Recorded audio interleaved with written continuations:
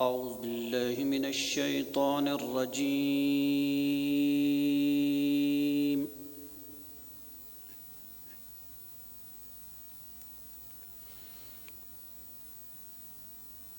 بسم الله الرحمن الرحيم.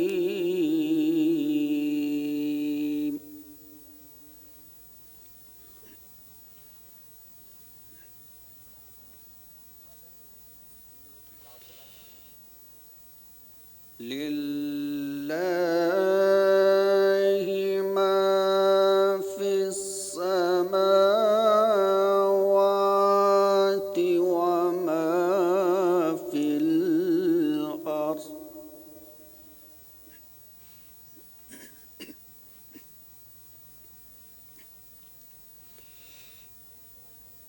وإن تبدوا ما في أنفسكم أو تخفوه يحاسبكم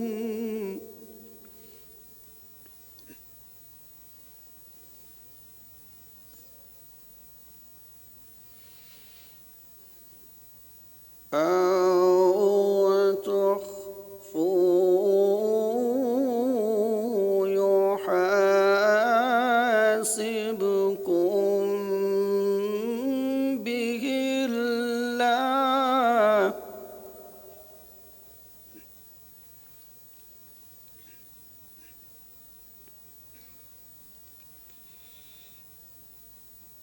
فيغفر لمن يشاء ويعذب من يشاء.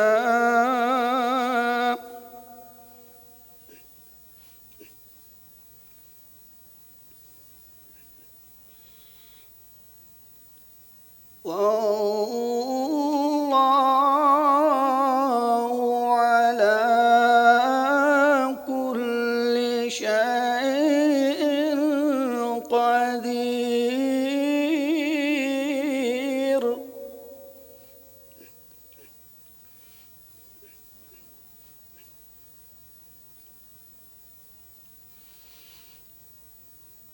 آمن الرسول بما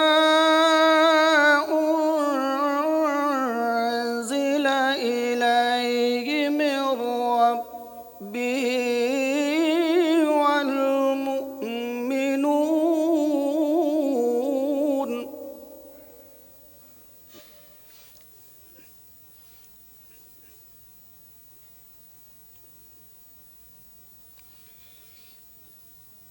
كل آمن بالله وملائكته وكتبه ورسله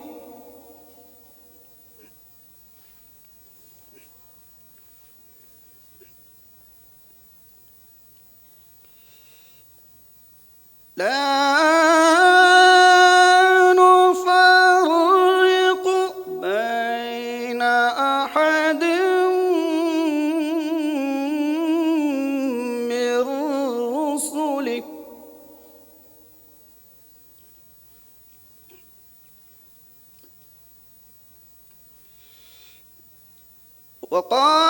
وقالوا سمعنا وأطعنا غفرانك ربنا وإليك المصير.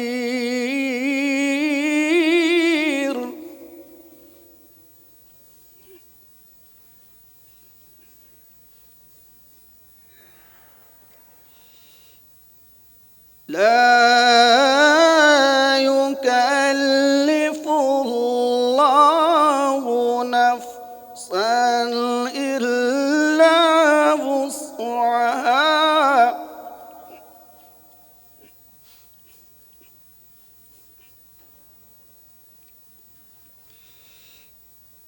لها ما كسبت وعليها ما اكتسبت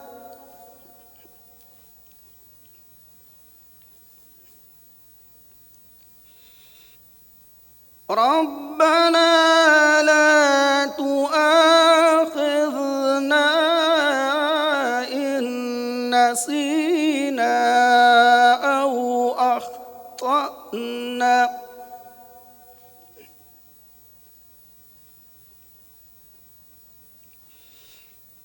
ربنا ولا تحمل علينا إصرا كما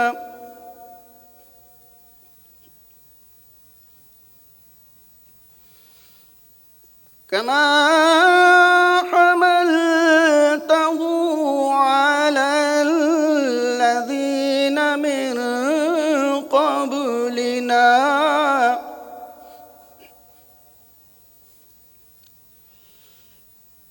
ربنا ولا تحملنا ما لا طاقة لنا به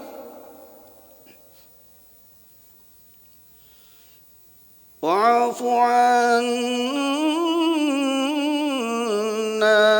واغفر لنا وارحمنا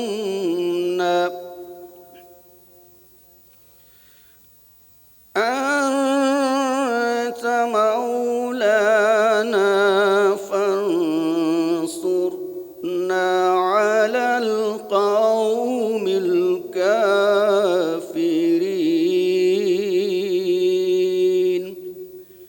صدق الله العلي العظيم صلوات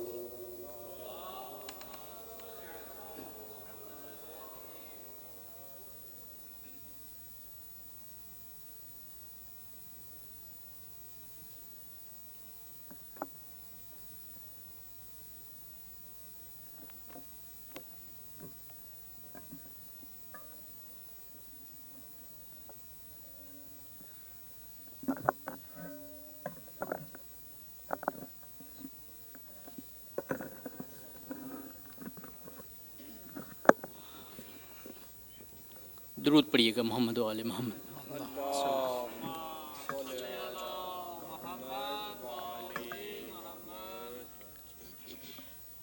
جو حضرات بارگاہ سے باہر تشریف فرما ہیں ان سے میری گزارش ہے کہ امام بارگاہ میں تشریف لے آئیے. مجلس اذا کا باقاعدہ آغاز ہو چکا ہے. جو حضرات پیچھے تشریف فرمائیں ان سے بھی میں گزارش کرتا ہوں کہ تھوڑا تھوڑا سا آگے تشریف لے آئیے تاکہ بعد میں آنے والے مومنین کے لیے مشکلات نہ ہوں. بر محمد و آل محمد صلوات. اللہم صلی علی محمد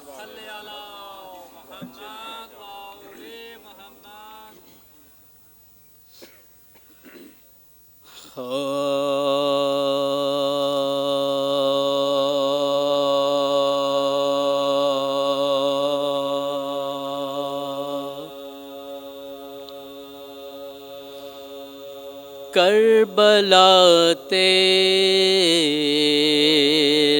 پرستار نہیں مر سکتے. کربلا تیرے پرستار نہیں مر سکتے. موت سے شہ کے عزادار نہیں مر سکتے. آج بھی روضہ حر سے یہ صدا آتی ہے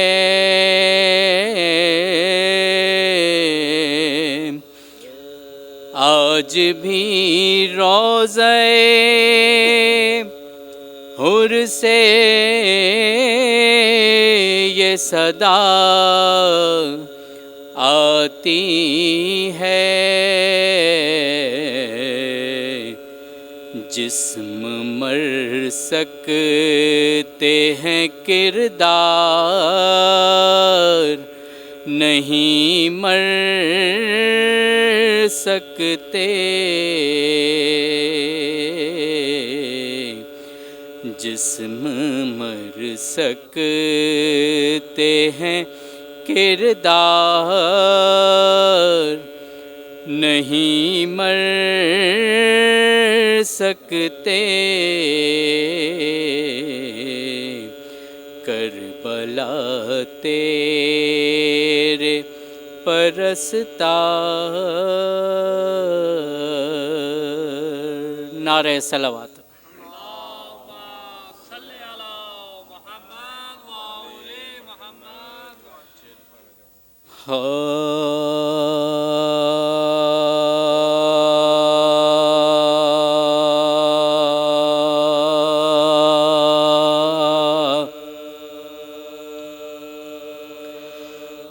لحد میں تذکرہ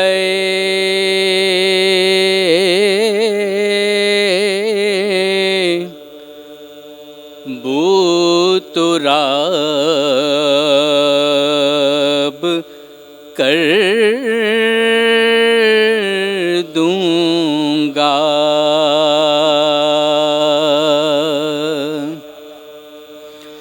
لحد میں تذکرہ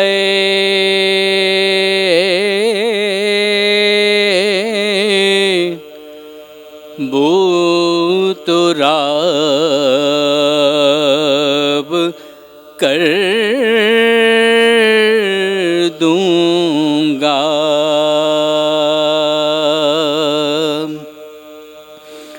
سوال کوئی بھی ہو لا جواب کر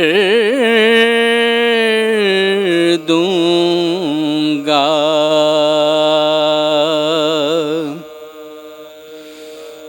سوال کوئی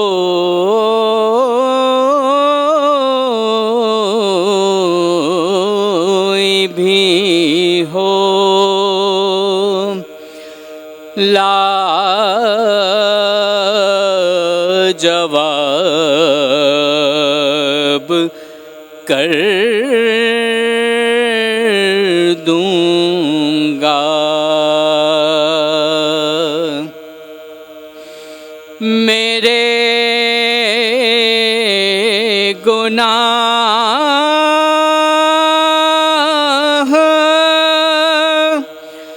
فرشتوں ہیں بے حساب تو کیا،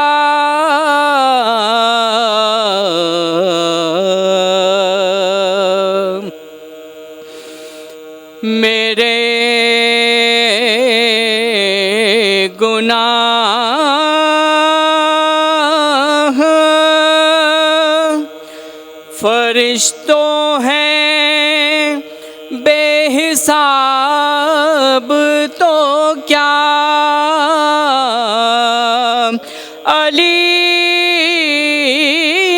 کو آنے دو سارا حساب کر دوں گا، لحد میں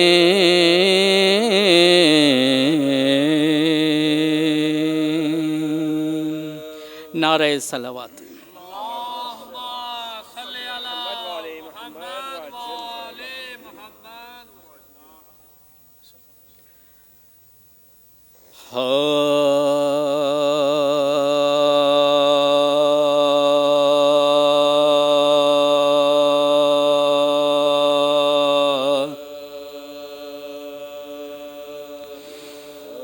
جو فرش مجلس سرور بچھانے والے ہیں،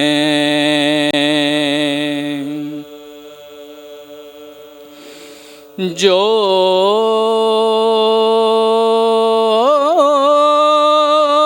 فرش مجلس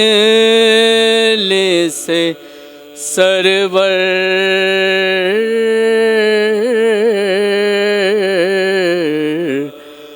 بچھانے والے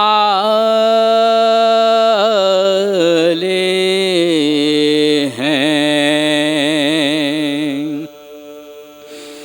وہ اپنا بگڑا مقدر بنانے والے ہیں، وہ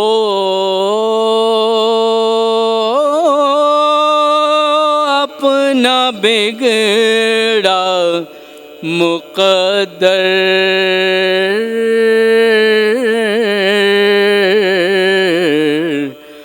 بنانے والے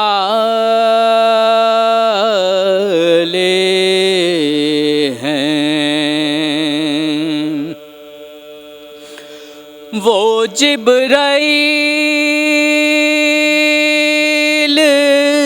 ہوں رضوان ہوں کہ حور و ملک،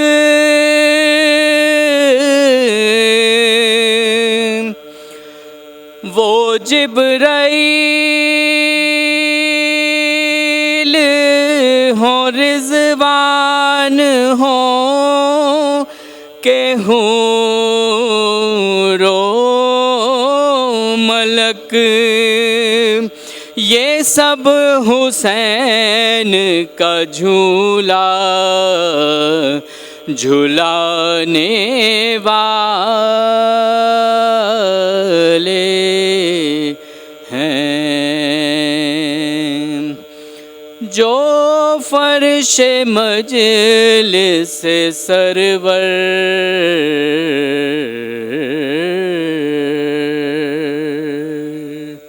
نعرہ صلوات۔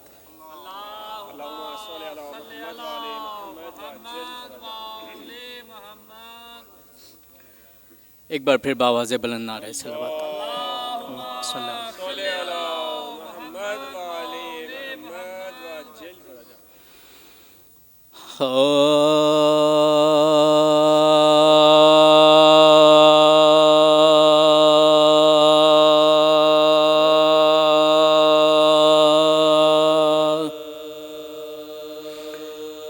ایسی بسی علم میں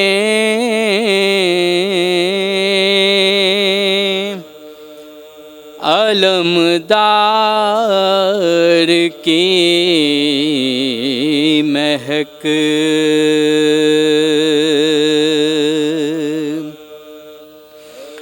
ایسی بسی علم میں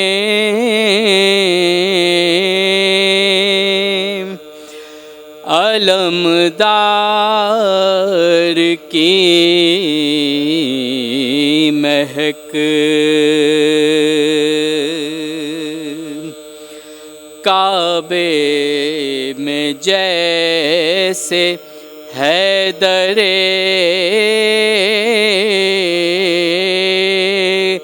کرار کی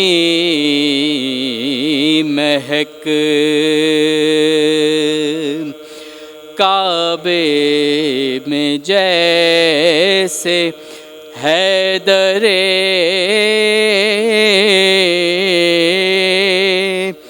کرار کی مہک آ کر میری لحد میں فرشتوں نے یہ کہا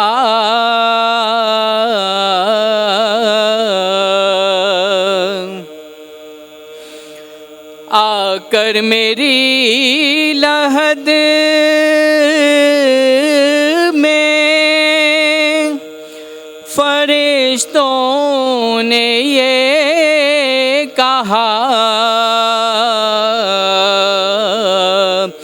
سب سے جدا ہے شہ کے عزادار کی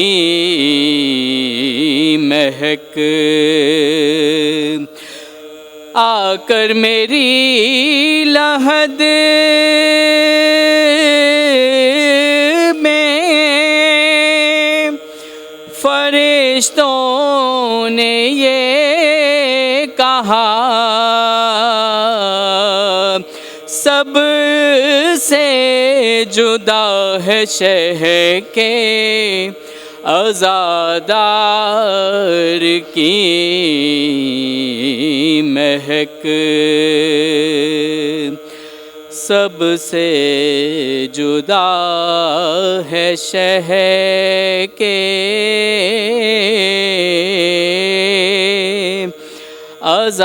عزادار کی مہک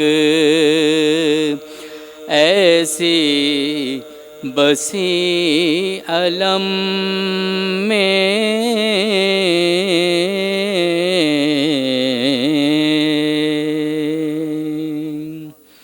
نعرہ صلوات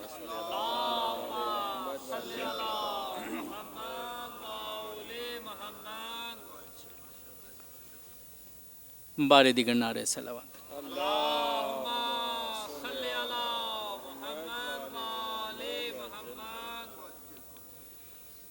چار مصرے اور ہیں اور اس کے بعد ربط مصائب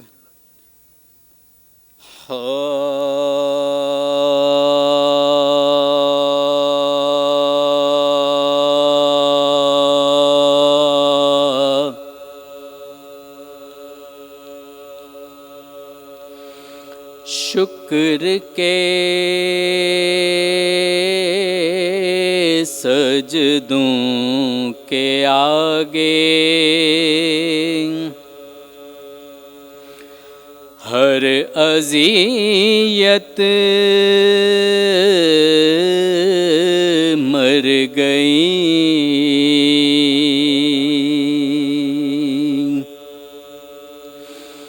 شکر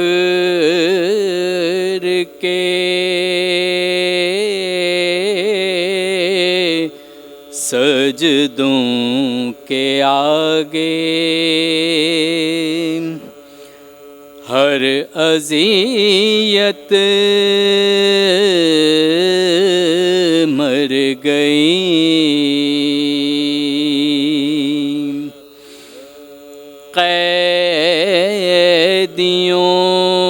قیدیوں سے لڑتے لڑتے خود حکومت مر گئی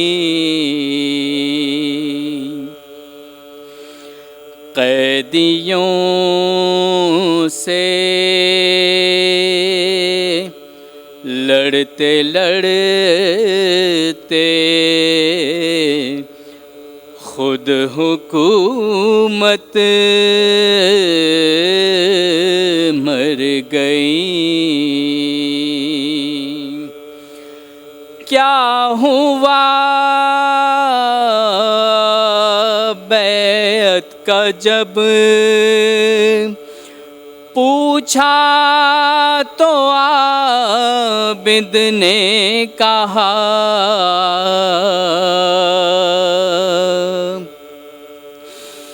کیا ہوا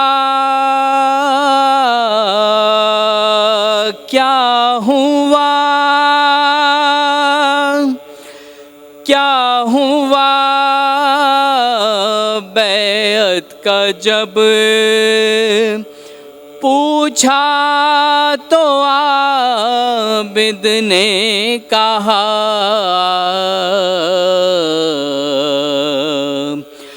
پاؤں کے چھالوں کے نیچے دب کے بیعت مر گئی کیا ہوا بیعت کا جب پوچھا تو عابد نے کہا پاؤں کے چھالوں کے نیچے دب کے بیعت مر گئی شکر کے سجدوں کے آگے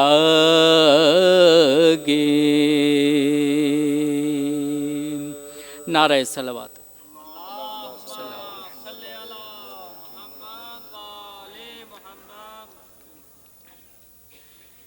ربط مصائب کے لیے ایک سوز ہے اور مرثیے کے 4-5 بند قبلہ یقیناً تشریف لانے والے ہیں.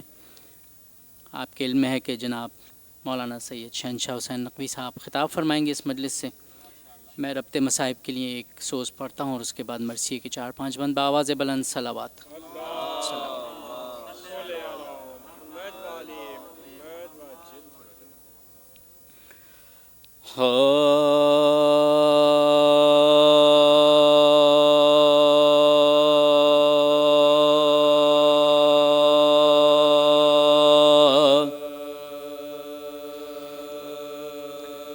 جب ظہر تک حسین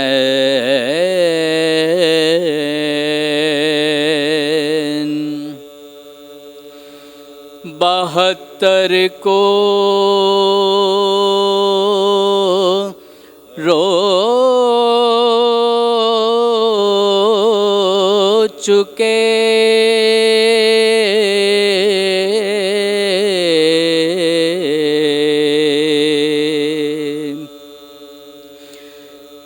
ایک دو پہر میں چھوٹے سے لشکر کو رو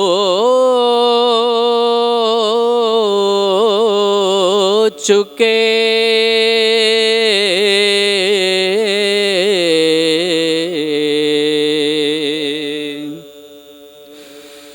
قاسم کو رو چکے علی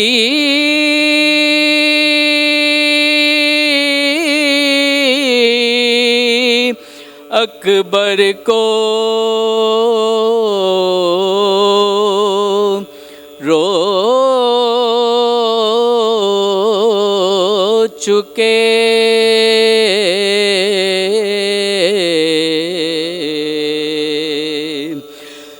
تربت بنا کے ننھی سی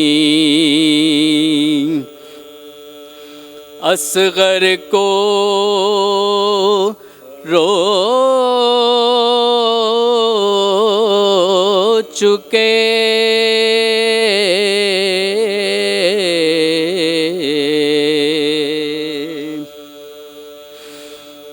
سیدانیوں نے رو کے کہا شور و شین سے لو اب زمانہ ہوتا ہے خالی حسین حسین سے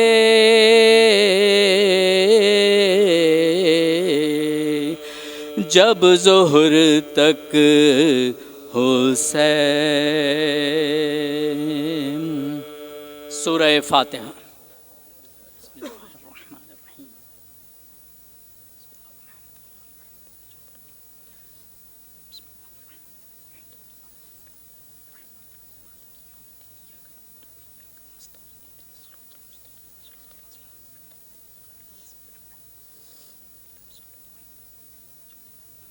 مومنین اکرام، ایک سورہ فاتحہ کی آپ سے مزید التماس ہے. تمام مرحومین و شہدائے ملت جعفریہ، شہدائے پارا چنار، شہدائے ہنگو، شہدائے کوئٹہ، اور آپ کے علم میں ہے سید ضیاء حیدر رضوی صاحب کی یہ بلندی درجات کے لیے مجلس ہے. ان تمام مرحومین کے بلندی درجات کے لیے ایک بار سورہ حمد اور 3 بار سورہ اخلاص کی تلاوت فرمائیں.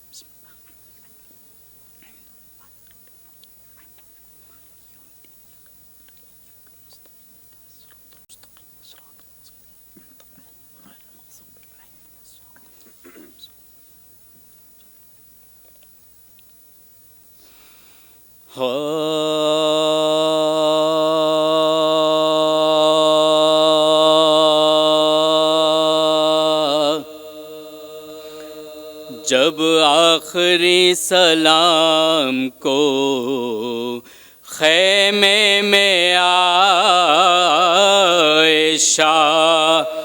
جب آخری سلام کو خیمے میں عائشہ، رخصت کیا ہر ایک کو بحالت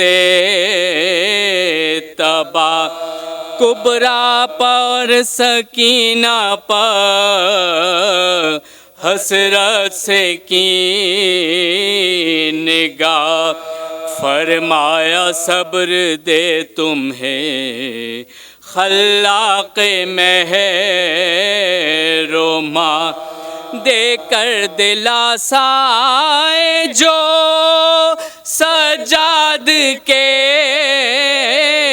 قریب دیکھا پڑا ہے غش میں، وہ بانوں کا مہر جبیں دیکھا پڑا ہے غش میں، وہ بانوں کا مہر.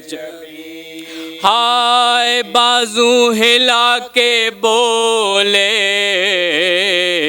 شہنشاہ نامدار، غفلت کا وقت یہ نہیں، اٹھو پہ در نثار، زینب کی اور بانوں کی چادر سے ہوشیار، گھبرا کے اٹھے سیدے سجاد، ایک بار دیکھا زمانہ ہوتا ہے خالی حسین سے، بیووں میں حشر برپا ہے، زینب کے بین سے بیووں میں حشر برپا ہے، زینب کے بین سے. ہائے پوچھا پدر سے آئے ہیں تنہا شہ امم، ناسایہ علم ہے نا عباس ذی حشم، کس حادثے میں ہو گئی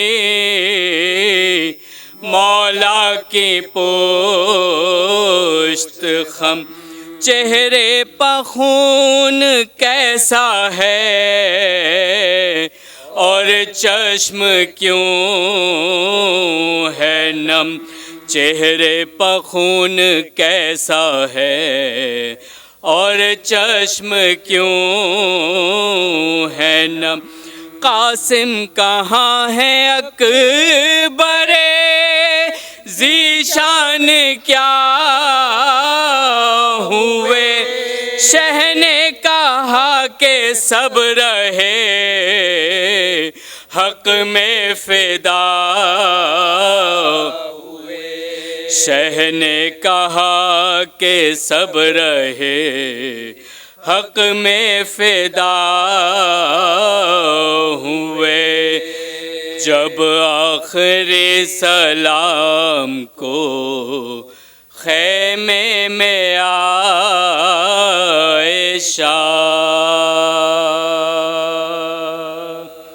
اللہ لعنت اللہ علی القوم الظالمین.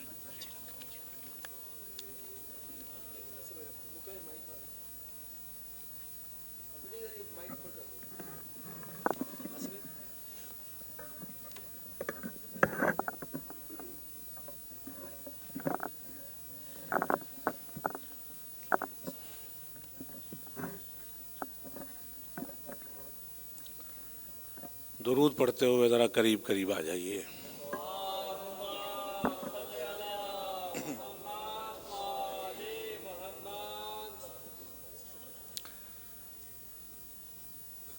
پیچھے والے تمام حضرات تھوڑا سا اور قریب آ جائیے تاکہ میرے بعد فوراً علامہ شہنشاہ نقوی صاحب خطاب فرمائیں گے. میں ان کی پیشخوانی کے لیے چند اشعار پیش کر رہا ہوں. ایک سلام کے چند اشعار. آپ مل کے بلند ترین صلوات پڑھیے.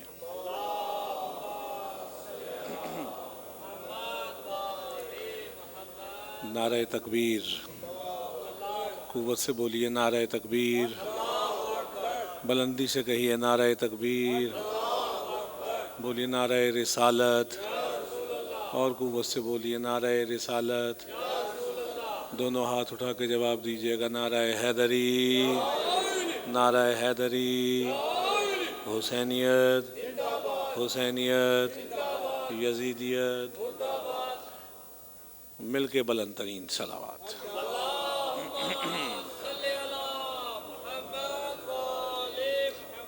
اس سے بہتر صلوات آپ پڑھ سکتے ہیں. ذرا اور کوشش کیجئے. بلند ترین صلوات پڑھیے.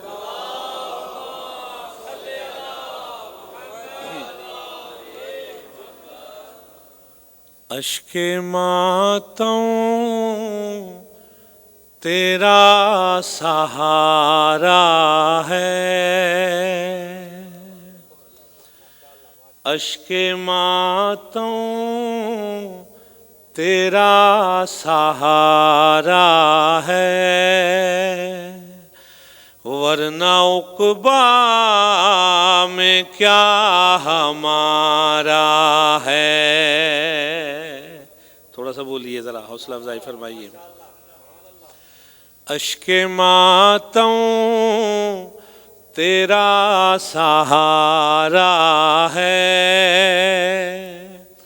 ورنہ عقبیٰ میں کیا ہمارا ہے. میری طرف دیکھیے ذرا. یا علی کہہ کے ابتدا کیجئے. بہت مہربانی آپ کے بولنے کا شکریہ. یا علی کہہ کے ابتدا کیجئے. سب سے بہتر یہ استخارہ ہے. بلند ترین صلوات پڑھیے ذرا.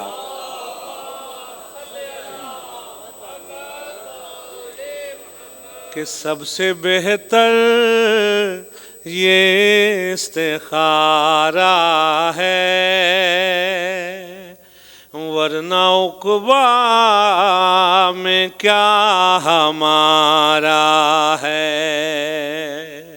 شعر قابل غور ہے. توجہ فرمائیے گا. اور شعر پہنچے تو پھر تھوڑی سی اپنی محبت سے تھوڑی سی حوصلہ افزائی تھوڑا سا اظہار کیجیے گا. جو علی کو ملا تھا خیبر میں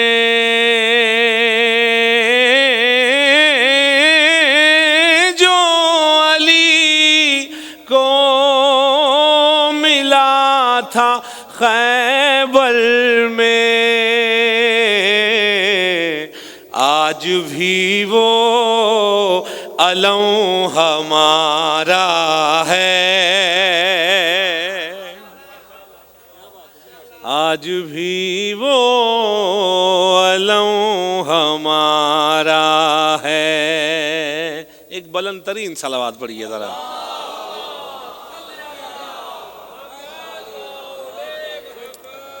شعر پیش کر رہا ہوں، مجلس ترحیم ہے، میں جن مرحوم کی بخشش کے واسطے یہ مجلس ترحیم منعقد کی گئی ہے، بپا کی گئی ہے، اور آپ سب کے جتنے مرحومین ہیں، میرے جتنے مرحومین ہیں، تمام مرحومین کی بخشش کے لیے شعر پیش کر رہا ہوں، سماعت فرمائیے گا۔ موت نے سب کو مار ڈالا مگر، توجہ اہل علم مجمع میرے سامنے ہے، ذرا اظہار کیجئے گا شعر پہنچے تو۔ موت نے سب کو مار ڈالا مگر، موت کو کربلا نے مارا ہے، موت کو کربلا نے مارا ہے۔ بس دو شعروں کی زحمت اور پھر اجازت، ایک دفعہ مل کے بلند ترین صلوات پڑھیے ذرا۔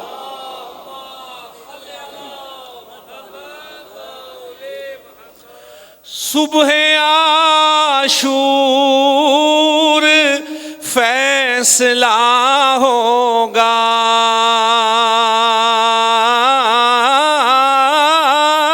صبح عاشور فیصلہ ہوگا، اور تمہارا ہے یا ہمارا ہے،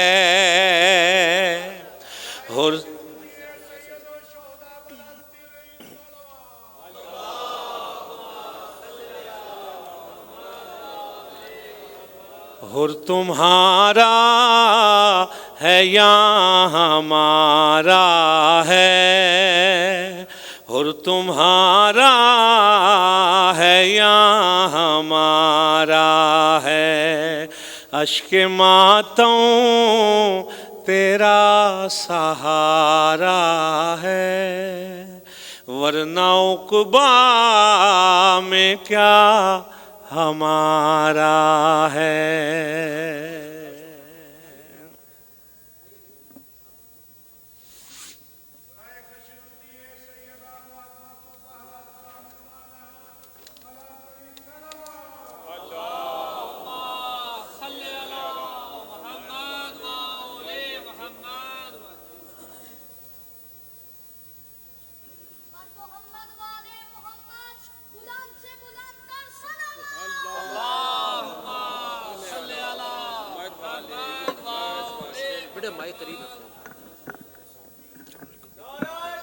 یہ ہے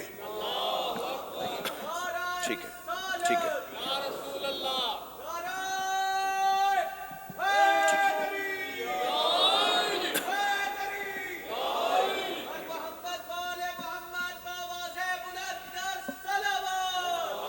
اللہم صل علی محمد وعلی محمد وعلی محمد۔ رحم اللہ من قرأ الفاتحہ۔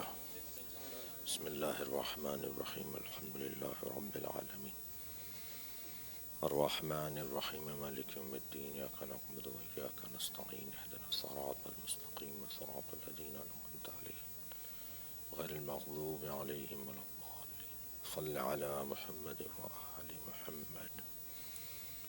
اعوذ باللہ من الشیطان الرجیم، بسم اللہ الرحمن الرحیم، الحمد للہ الذی لا یبلغ مدحتہ القائلون ولا یحصی نقماءہ العادون ولا یعدی حقہ المجتہدون، الذی لیس لصفتہ حد محدود ولا نعت موجود ولا وقت معدود ولا أجل ممدود فطر الخلائق بقدرته ونشر الرياح برحمته الصلاة والسلام على الرسول المسدد المصطفى العمجد المحمود الأحمد سيدنا ومولانا ومولى الكونين جد الحسن والحسين عاني أبا القاسم محمد اللهم صل على محمد وآل محمد وآله الطيبين الطاهرين المعصومين الذين قال الله إنما يريد الله ليذهب عنكم الرجس أهل البيت ويطهركم تطهيرا اللهم صل على محمد وآل محمد ولعنة الله على أعدائهم أجمعين من يوم عداوتهم إلى قيام يوم الدين أما بعد قال الحكيم في قرآن الكريم بسم الله الرحمن الرحيم ولله أسماء الحسنى فادعوه بها وذروا الذين يلحدون في أسمائه سيجزون ما كانوا يعملون صلوات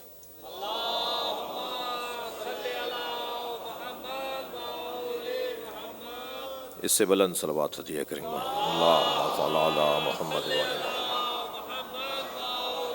محمد اس سے بھی بلند پڑھی جا سکتی ہے اللہم صل علی محمد وعلی محمد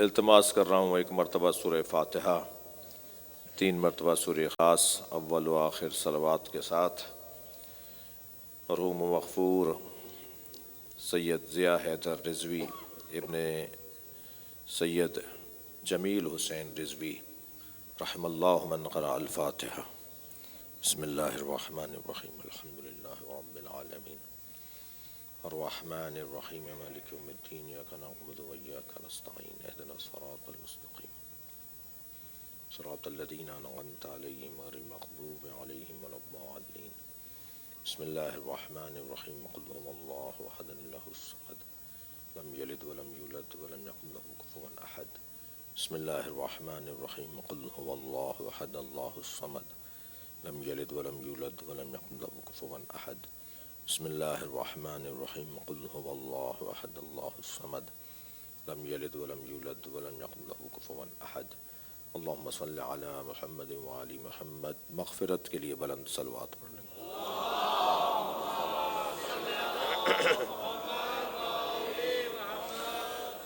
سورہ مبارکہ اعراف ہے آیت کا عنوان بہت ہی روشن ہے بلکہ یوں کہوں کہ ایک آیت میں بہت سارے عنوانات ہیں ویسے بھی قرآن مجید کی 6000 کچھ آیات میں اگر ہم ایک آیت پر بھی عمل کر لیں تو اچھے مسلمان ثابت ہو سکتے ہیں ساری آیات پر پورے قرآن پر عمل کرنا تو یہ خاص لوگوں کا کام ہے اور ویسے بھی میری اور آپ کی کیا حیثیت کہ جب صحابہ کرام نبی مکرم سے 10 آیتیں لیتے تھے اور 10 آیتوں پر جب عمل کر لیتے تھے تو پھر دوسری 10 آیتیں نبی سے لیتے تھے مولا علی حضرت ابو ذر غفاری کے لیے کھڑے ہو کر استقبال فرماتے تو ایک صحابی نے پوچھ لیا کہ یا علی آپ حضرت ابو ذر کا خاص احترام فرما رہے ہیں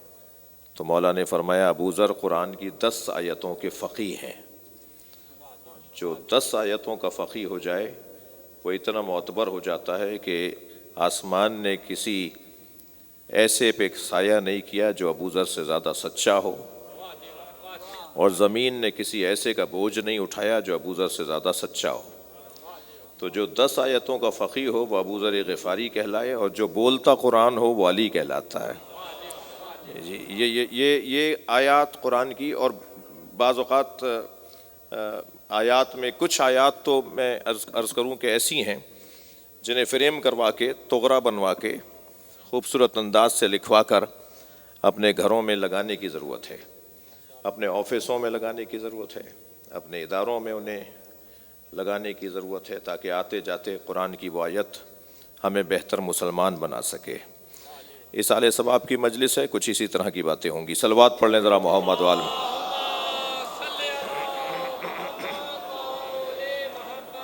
مثلاً قرآن کی سورہ مبارکہ تکویر کی بڑی مشہور اور مختصر آیت ہے جس میں اللہ ارشاد فرما رہا ہے فَأَيْنَ تَذْهَبُونَ، پوری آیت ہے. سب سے چھوٹی آیت جو قرآن میں ہے نا، جو ایک لفظ پر مشتمل ہے، وہ ہے مدھامتان، ایک لفظ والی آیت. اور دو لفظوں والی آیت جو ہے وہ یہ ہے جو میں نے ابھی آپ کے سامنے پڑھی. قرآن مجید کی جو سب سے مختصر آیت ہے نا، وہ سب سے زیادہ قرآن کے ہدف سے ہمیں نزدیک کرتی ہے. یعنی ضروری نہیں ہے کہ سورہ بقرہ ہی کو یاد کرے تو اچھا مسلمان بنے گا، بلکہ اگر کوئی ایک آیت پر بھی عمل کر لے تو وہ ایک اچھا مسلمان بن سکتا ہے. جیسے یہ آیت میں نے ابھی آپ کے سامنے سورہ تکویر کی آیت فَأَيْنَ تَذْهَبُونَ، اللہ پوچھ رہا ہے کہاں جا رہے ہو. پوری آیت ہے فَأَيْنَ تَذْهَبُونَ، کہاں جا رہے ہو. اینا کہاں، تذہبون جا رہے ہو، کہاں جا رہے ہو. اگر یہ آیت ہمارے اداروں میں، آفسوں میں، گھروں میں جی تغرا بنوا کے لگوا دی جائے تو آتے جاتے اللہ ہم سے پوچھ رہا ہے کہاں جا رہے ہو. اگر جانے کا جواب ہے تو جاؤ، ورنہ کیوں جا رہے ہو. اگر اللہ کو جواب ہی نہیں دے سکتے تو کہاں جا رہے ہو. یعنی ایک آیت پوری ہماری زندگی کے اوپر اثر ڈال سکتی ہے.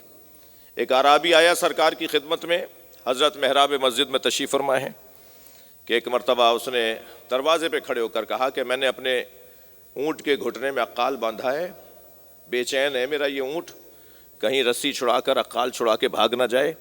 میرے پاس بیٹھنے کا وقت نہیں ہے، مجھے کھڑے کھڑے بتائیے کہ جو آپ اسلام لائے ہیں، جو آپ دین لے کر آئے ہیں، جو آپ نے نظریہ پیش کیا ہے وہ ہے کیا، مجھے ایک جملے میں بتائیں. تو سرکار نے قرآن کی آیت پڑھ دی فَمَن يَعْمَلْ مِثْقَالَ ذَرَّةٍ خَيْرًا يَرَهُ وَمَن يَعْمَلْ مِثْقَالَ ذَرَّةٍ شَرًّا يَرَهُ. ایک ذرہ بھی کوئی خیر کرے گا تو وہ دیکھے گا، ایک ذرہ برابر بھی کوئی شر کا کام کرے گا تو اسے نظر آئے گا.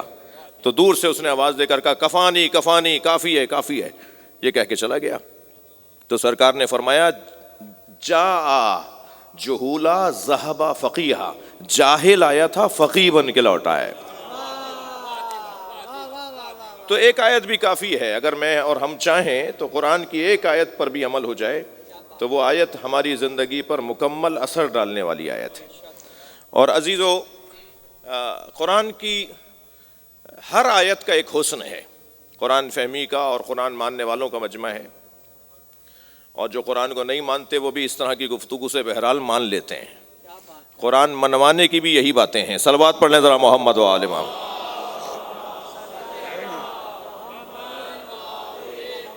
اس سے بلند صلوات پڑھ لیجئے گا.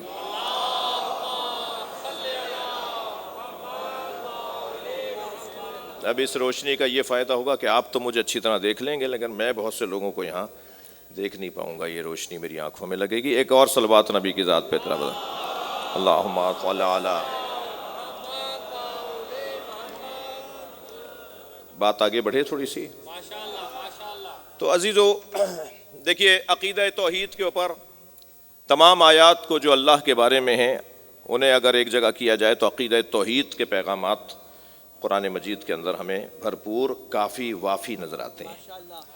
اچھا، یہیں ایک جملہ کہہ دوں کہ قرآن میں اللہ ہے پر آیتیں نہیں ہیں. قرآن میں اللہ ایک ہے پر آیتیں ہیں. اللہ ہے پر تو اللہ نے بات ہی نہیں کی ہے. یہ اتنا طے شدہ عقیدہ ہے، اتنا فطری عقیدہ ہے، اتنا مسلم عقیدہ ہے کہ یہ بتانے کی ضرورت نہیں ہے کہ اللہ ہے. اللہ کے وجود پر قرآن میں آیتیں نہیں ہیں. ایک دو آیتوں میں اشارہ ہے، لیکن اللہ وحدہ لا شریک ہے اس پر آیتیں ہیں. ایک مانو اس پر آیتیں ہیں. اللہ ہے مانو، اس کی ضرورت ہی نہیں منوانے کی. اس لیے کہ میں ہوں یا نہیں، تو میں کیا ہمیشہ سے ہوں یا بعد میں ہوا ہوں؟ یہ میرا مکالمہ نہیں ہے، یہ امام جعفر صادق کا ایک دہریے سے مکالمہ ہے. ایک دہریے سے امام کا مکالمہ ہے. جب اس نے آ کے کہا نا کہ اللہ ہے پر مجھے سمجھائیے اللہ ہے، تو حضرت نے فرمایا تم ہمیشہ سے ہو یا بعد میں ہوئے ہو؟ کہنے لگا میں ہمیشہ سے نہیں ہوں، بعد میں ہوا ہوں۔ حضرت نے فرمایا تمہیں وجود کس نے عطا کیا؟ تم کہو گے میرے والدین کی وجہ سے میں آیا ہوں، تو میں ان کے بارے میں پوچھوں گا وہ ہمیشہ سے تھے یا بعد میں ہوئے؟ تو تم کہو گے کہ ان کا وجود بھی بعد میں ہوا، ان کو ان کے والدین کی وجہ سے وجود ملا۔ تو پھر میں پوچھوں گا تمہارے پردادا ہمیشہ سے تھے یا کسی اور کی وجہ سے ہوئے؟ تو اس نے کہا نہیں، انہیں بھی ان کے والدین نے۔ حضرت نے فرمایا کہیں جا کر تمہارا خاموش ہونا بتاتا ہے کہ کوئی ہے جو اصلی ہے، اسے کسی نے وجود نہیں دیا۔ ورنہ یہ تسلسل، فلسفے میں اس اصطلاح کو کہتے ہیں تسلسل۔ تسلسل اور دور باطل ہے۔ عصری فلسفے کی بات کر رہا ہوں، مدرسے کے فلسفہ، تو مدرسے میں تو فلسفہ بعد میں آیا ہے جی۔ جو عصری فلسفہ ہے، جو رائج فلسفہ ہے، اس میں دور اور تسلسل باطل ہے۔ کہیں جا کے رکنا پڑے گا، جہاں جا کے رکو گے وہی آغاز ہے۔ اب وہ جو آغاز ہے وہ بے عقل ہے، بے شعور ہے، بے صلاحیت ہے، ناکارہ ہے، یا نہیں ماننا پڑے گا کہ جو آغاز ہے وہ باشعور ہے بلکہ خالق شعور ہے، وہ طاقت ہے، وہ ایک پاور ہے۔ مجھے تو دنیا میں کوئی نہیں ملا جو آغاز کو نہ مانتا ہو، جو ابتدا کو نہ مانتا ہو۔ یہ کائنات کہیں سے شروع ہوئی ہے، اسے کوئی نہ مانتا ہو، یہ مجھے نہیں ملا۔ آپ کو ملے تو مجھے ملوائیے گا جی۔ بعض لوگ کہتے ہیں نا میں کسی قانون کو نہیں مانتا، وہ خود اس قانون کو مانتا ہے۔ جو کہتے ہیں نا میں کسی قانون کو نہیں مانتا، وہ بھی تو اس قانون کو مانتا ہے جو کہہ رہا ہے کہ میں کسی قانون کو نہیں مانتا۔ ایک صلوات پڑھ لیں ذرا نبی کی ذات پہ۔ تو قرآن مجید اگر عقیدہ توحید کے بارے میں بات کریں گے تو ایک حسین باب بنتا ہوا نظر آئے گا۔ پھر کچھ آگے بڑھیں گے تو عدل الہی، ہم اسے اللہ مانتے ہیں، ہم اسے اللہ مانتے ہیں جو عادل ہے۔ اس کی تمام صفات پر جو صفت غالب اور حاکم ہے وہ عدالت کی صفت ہے۔ میں صفت عدل پروردگار پر زیادہ دیر، موضوع بھی نہیں ہے اس وقت میرا، لیکن میں ایک جملہ کہنا چاہوں گا۔ ایک جگہ ہماری گفتگو ہو رہی تھی تو ایک صاحب کہنے لگے کہ اگر اللہ یزید کو جنت میں ڈال دے تو، اس لیے کہ اللہ کریم ہے، اللہ ستار ہے، اللہ غفار ہے۔ تو میں نے کہا آپ نے اللہ کو کریم ہونا تو سمجھ لیا، اللہ عادل ہے یہ نہیں مانا۔ عدل الہی کا تقاضا پھر کچھ اور ہے۔ عدل الہی کا تقاضا یہ ہے کہ کسی پر ظلم اور زیادتی کرنے والے کو کوئی وہ مقام نہیں دیا جائے گا جس کا وہ اہل نہیں ہے۔ تو عدل الہی کی بحث آئے گی۔ پھر جو عادل ہے، جو خالق ہے، جو عادل ہے، اس کی عدل کا تقاضا ہے کہ وہ رہنما عطا کرے، وہ ایک ہادی عطا کرے۔ لہٰذا نبوت کی بحث پھر اسی توحید کی بحث سے متصل ہو جائے گی۔ پھر نبوت کے ساتھ تقاضۂ بشری کے مطابق انہیں بہرحال 63 سالوں میں دنیا سے جانا تھا۔ تو ہر نبی کے جب اللہ نے 12 جانشین رکھے ہیں، کوئی نبی ایسا نہیں گزرا جس کے 12 نقبہ نہ رہے ہوں، 12 جانشین نہ رہے ہوں، 12 خلیفہ نہ رہے ہوں۔ جب ہر نبی کے 12 جانشین ہی رہے ہیں تو پھر نبی مکرم کے بھی جانشین ہونے تھے، تو ان کی تعداد بھی پھر اللہ نے پچھلی سنتوں کے مطابق 12 کی تعداد کو قرار دیا۔ پھر یہاں سے بحث شروع ہو جائے گی امامت کی اور خلافت کی۔ میرے بچوں جوانوں یاد رہے، ہمارے ہاں خلافت اور امامت دو چیزیں نہیں ہیں۔ یہ کہیں اور سے چیز ڈالی گئی ہے جو ہماری نہیں ہے۔ ہمارے ہاں خلافت اور امامت دو چیزیں نہیں ہیں۔ جو ہمارا امام ہے وہی خلیفہ ہے، جو خلیفہ ہے وہی ہمارا امام ہے۔ خلیفہ اور امام دو وجود نہیں ہیں کہ امام کا کام نماز پڑھانا ہے، دین سمجھانا ہے، قرآن سمجھانا ہے، اور خلیفہ کا کام مملکت چلانا ہے۔ یہ تقسیم ہمارے یہاں کی نہیں ہے۔ جو امام ہے وہی ہمارا خلیفہ، وہی خلیفہ ہے، جو خلیفہ ہے وہی امام ہے۔ ان دونوں کو کیسے سمجھاؤں گا ان بچوں کو؟ صرف ایک جملے میں کہتا ہوں، وہ امام ہمارے ہیں، خلیفہ اللہ کے اور اللہ کے رسول کے۔ جو ہمارا امام ہوگا وہی اللہ اور اللہ کے رسول کا خلیفہ ہوگا، جو اللہ اور اللہ کے رسول کا خلیفہ ہوگا وہی ہمارا امام ہوگا۔ وہ اللہ اور اللہ کے رسول کا امام تو نہیں ہے، اور وہ ہمارا خلیفہ بھی نہیں ہے۔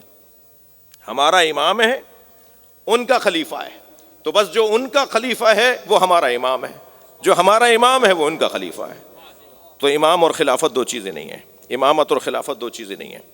پھر یہ دنیا محدود ہے، نیتوں کے حال، نیتوں کے معاملات، ایک چیز کا نتیجہ کہاں کہاں تک چلا جائے گا۔ مجھے اگر میرے کیے ہوئے کے اوپر اسی دنیا میں سزا و جزا دے دی جائے تو میرے کیے ہوئے کا سلسلہ تو ابھی جاری ہے. میں جو یہاں ایک جملہ کہہ دوں اور پھر 50 سال کے بعد میرے ایک جملے سے کوئی فساد ہو جائے اور 4 آدمی مار دیے جائیں تو میرا تو نامہ عمل ابھی کھلا رہنا چاہیے. میرے ایک جملے سے 50 سال بعد جا کے 2 آدمی مارے جائیں گے تو مجھے ابھی کیسے اجر و ثواب مل جائے گا اور سزا مل جائے گی؟ میرا تو ابھی چل رہا ہے نامہ عمل. تو اب دنیا کو ختم ہونا چاہیے, تب جا کے جزا و سزا کا واقعی منظر بنے گا. لہٰذا اب محشر کا میدان ہوگا, قیامت کا منظر بنے گا, تب ساری انسانیت جو جہاں سے شروع ہوئی تھی اور جہاں جا کے وہ انسانیت ختم ہوئی ان سب کا حساب و کتاب ہوگا. اس حساب و کتاب والے دن کو قیامت کا دن کہا جاتا ہے. قرآن میں اصول دین کا تذکرہ, پھر قرآن مجید کے اندر فروعات دین کا تذکرہ, ایک بحث سے بحث اور منظر سے منظر بنتا نظر آتا ہے. ان تمام عقائد میں عزیزان گرامی جس عقیدے پہ تھوڑی دیر کے لیے غور کرنے کا میں نے ارادہ کیا وہ عقیدہ ہے عقیدہ توسل, وسیلے کا عقیدہ. اور یہ عنوان اس لیے بھی میں نے سوچا کہ یہ ایصال ثواب کی مجلس ہے.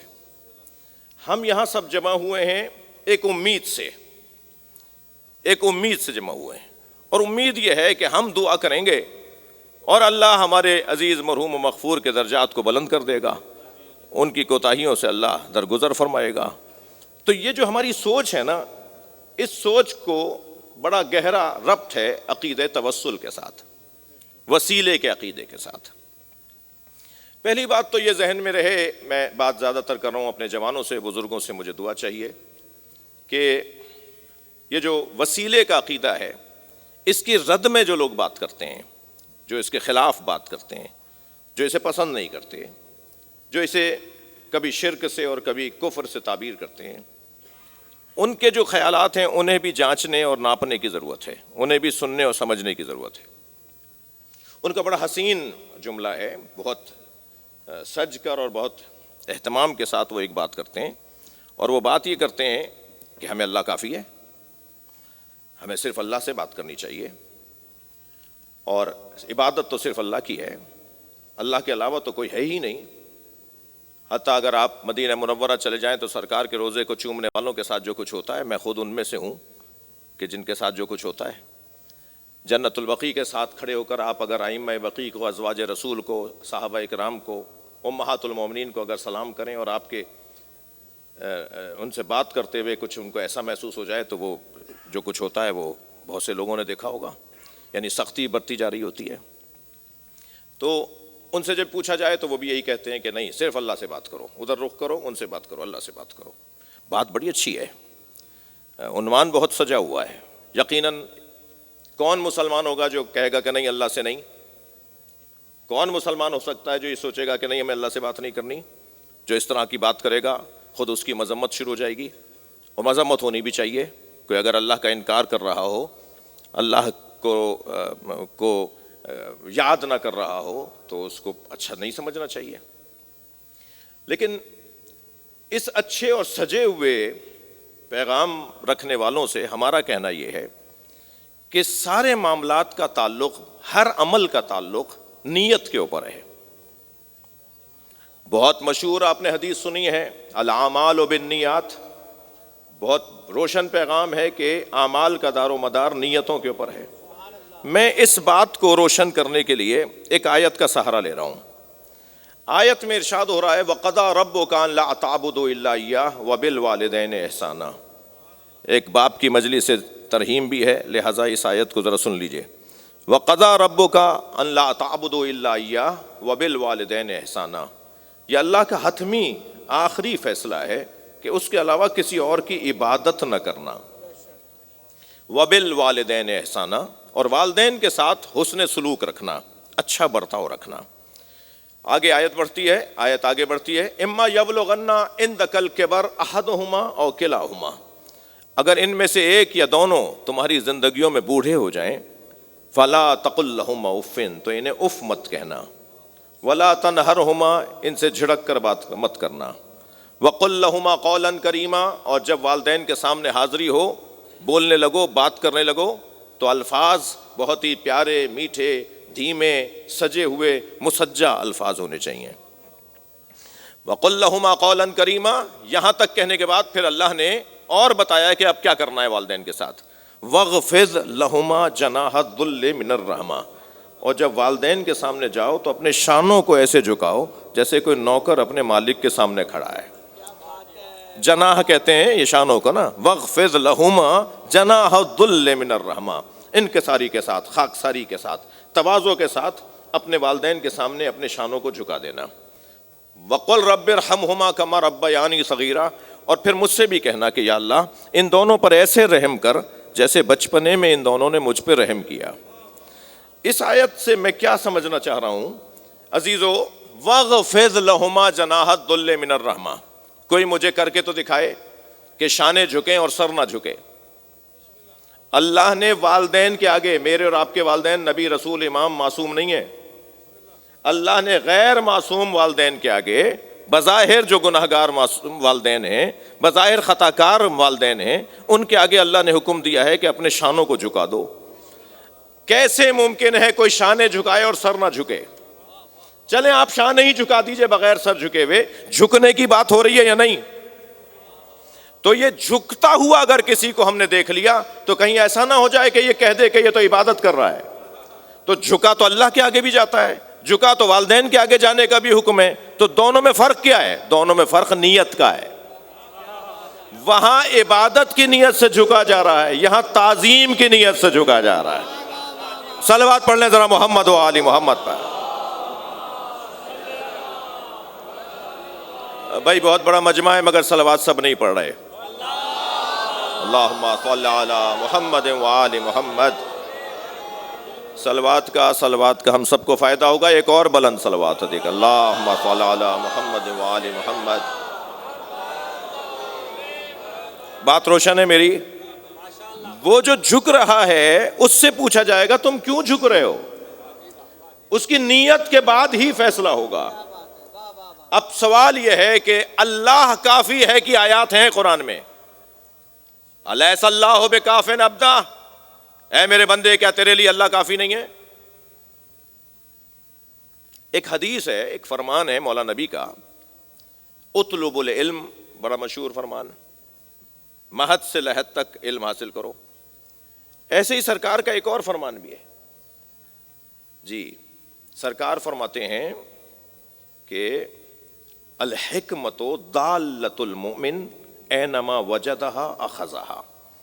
حکمت، علم، دانائی مومن کی گم شدہ شے ہے، جہاں سے ملے وہاں سے لے لو. ٹھیک ہے، یہ ایک فرمان سرکار کا، ایک حدیث مبارکہ میں نے آپ کو سنائی. حکمت اور دانائی مومن کی گم شدہ شے ہے، مومن کی شے ہے. اینما وجدہا اخذہا، جہاں سے ملے وہاں سے لے لو.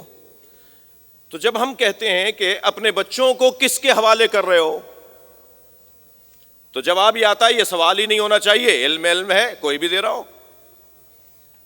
والدین تشریف فرمائے نا، ہم اپنے بچے کو کس کے حوالے کر رہے ہیں؟ جو نظام تعلیم اس وقت دنیا میں رائج ہے، بالخصوص ہماری مملکت کے اندر، اس نظام تعلیم کا ایک روشن حصہ ہے تدریس کا، ٹیچنگ کا. وہ پڑھا کون رہا ہے؟ کیا پڑھ رہے ہیں؟ پڑھا کون رہا ہے؟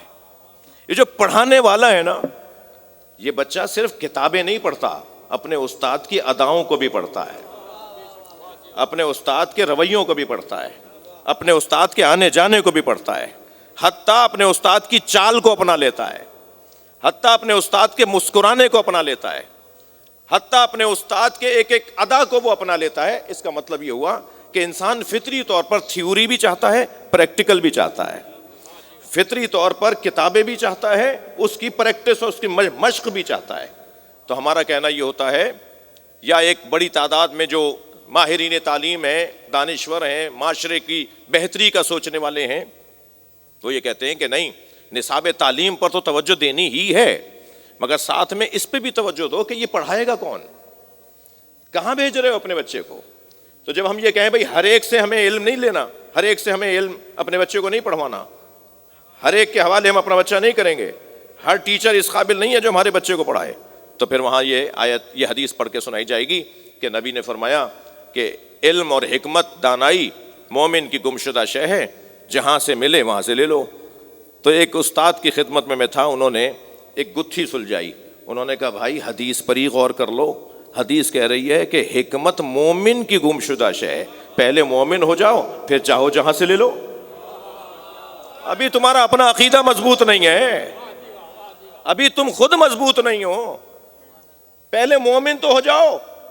یہاں تو عالم یہ ہے، یعنی یہاں سے مراد یہ ہے کہ معمولاً عالم یہ ہے کہ سوکھے پتوں کی طرح زندگی، ہوا نے زور پکڑا تو وہاں سے یہاں آ پڑے، وہاں سے ہوا نے رخ بدلا تو وہاں سے وہاں جا پڑے۔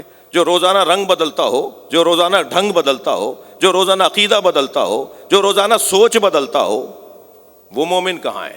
مومن تو مولا علی فرماتے ہیں المومن کجبل الراسخ، مومن جمے ہوئے پہاڑ کی طرح ہوتا ہے۔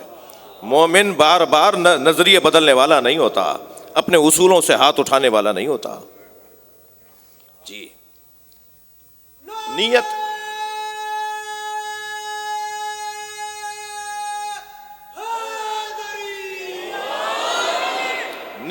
نیت کے بنیاد پر ہم فیصلہ کرتے ہیں کہ یہ اس وقت کیا کر رہا ہے۔ اللہ نے عبادت صرف اللہ کی اپنی کروائی ہے، اللہ نے عبادت صرف اللہ کی یعنی اپنی کروائی ہے، چاہتا یہ ہے کہ اس کے علاوہ کسی اور کی عبادت نہ ہو، مگر تعظیم ہر اس وجود کی وہ چاہتا ہے جو اللہ بتاتا ہو، جو اللہ سمجھاتا ہو۔ وہ وجود حتیٰ جانور بھی ہو تو اللہ چاہتا ہے اس کا ادب کرو، وہ وجود حتیٰ پتھر بھی ہو تو اللہ چاہتا ہے اس کا ادب کرو۔ وہ وجود اگر پتھر اور جانور ہو، صفا و مروہ پتھر ہے نا، قربانی کا جانور ہے نا، قرآن نے کہا اس کی تعظیم کرو۔ والبدن جعلناہ من شعائر اللہ، یہ جو قربانی کا جانور تم لے کر آتے ہو، جب تک وہ گلے میں تھا، وہ منڈی میں تھا، وہ جانور تھا، جب تم نے اس کو اس نیت سے وہاں سے علیحدہ کر لیا کہ یہ قربانی کا جانور ہے، تو پھر یہ وہ جانور نہیں رہا ہے، اس کی نسبت اللہ سے ہو گئی ہے۔ جب اس کی نسبت اللہ سے ہو گئی تو قرآن کہہ رہا ہے اس کی تعظیم کرو۔ اب اسے مارنا نہیں ہے، اسے مارنا نہیں ہے، پہلے بھی شاید مارنا صحیح نہ ہو، لیکن اب اس کی اور تعظیم کرنی ہے کیونکہ اس کی نسبت اللہ سے ہو گئی ہے۔ یہ صفا و مروہ پہاڑی ہے یا نہیں، پتھر ہے یا نہیں؟ ان الصفا والمروہ من شعائر اللہ، قرآن کہہ رہا ہے یہ صفا و مروہ اللہ کی نشانیاں ہیں۔ وَمَن يُعَظِّمْ شَعَائِرَ اللَّهِ فَإِنَّهَا مِن تَقْوَى الْقُلُوبِ، اور جو اللہ کی نشانیوں کی تعظیم کرتا ہے وہی تو متقی ہوتا ہے۔ تو اللہ پتھروں اور جانوروں کی تعظیم بھی چاہتا ہے۔ کیوں بھائی؟ یہ والا پتھر ہی کیوں؟ یہ والا ہی جانور کیوں؟ سارے جانوروں کی تعظیم کیوں نہیں ہے؟ اس لیے کہ اس کی نسبت اللہ کے ساتھ ہو گئی ہے۔ یہ اتنے دن تک تمہیں اللہ کی یاد میں رکھے گا۔ وہ صفا و مروہ کی پہاڑیوں کی تعظیم کیوں؟ اس لیے کہ جب وہاں جاتے ہو تو تمہیں یاد آتا ہے کہ کوئی تھا جس نے اس جگہ پر اللہ کی خاطر صحیح کی تھی، صفا سے مروہ گئی تھی، مروہ سے صفا آئی تھی، اور اللہ کی خاطر وہ بھاگ دوڑ کر رہی تھی اور کوشش کر رہی تھی، لہٰذا ان پہاڑیوں کو اللہ نے معظم بنا دیا۔ یعنی اگر جانور اللہ کی یاد میں رکھے تو وہ معظم ہو جائے، پہاڑیاں اگر اللہ کی یاد میں رکھیں تو وہ معظم ہو جائیں۔ ہم بات کر رہے ہیں محمد اور علی کی، ہم بات کر رہے ہیں حسن و حسین و فاطمہ زہرا کی، ان کی تعظیم کا کیا درجہ ہوگا؟ صلوات پڑھ لیں محمد و آل محمد۔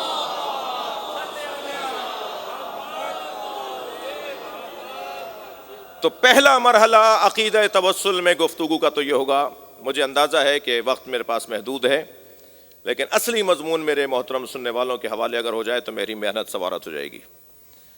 پہلا مرحلہ تو یہ ہے کہ یہ بتایا جائے، سمجھایا جائے، کونسلنگ کی جائے ان لوگوں کی کہ جو ہر جھکتے ہوئے سر کو، ہر چومتے ہوئے لبوں کو، اگر کوئی کسی چیز کو چوم رہا ہو، زری کو چوم رہا ہے، جی کسی معصوم کے دروازے کو چوم رہا ہے، کسی امام کے گھر کے دروازے کو چوم رہا ہے، تو ہر چومنے والا، ہر جھکنے والا عبادت نہیں کر رہا۔ اس کی نیت پوچھی جائے کہ اس کی نیت کیا ہے۔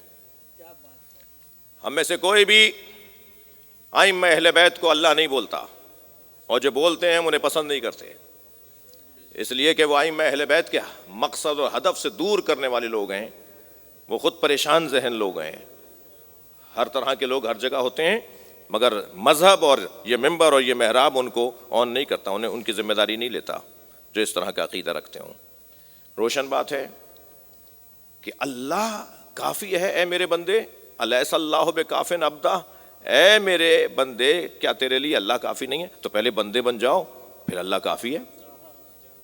بندگی کی جو شدت اور ضعف ہے، مثلا ایک بڑا مشہور، مجھے نہیں پتہ یہ کس نے کہا، میری تحقیق پوری نہیں ہے، کہ حسبنا کتاب اللہ، ہمیں اللہ کی کتاب کافی ہے۔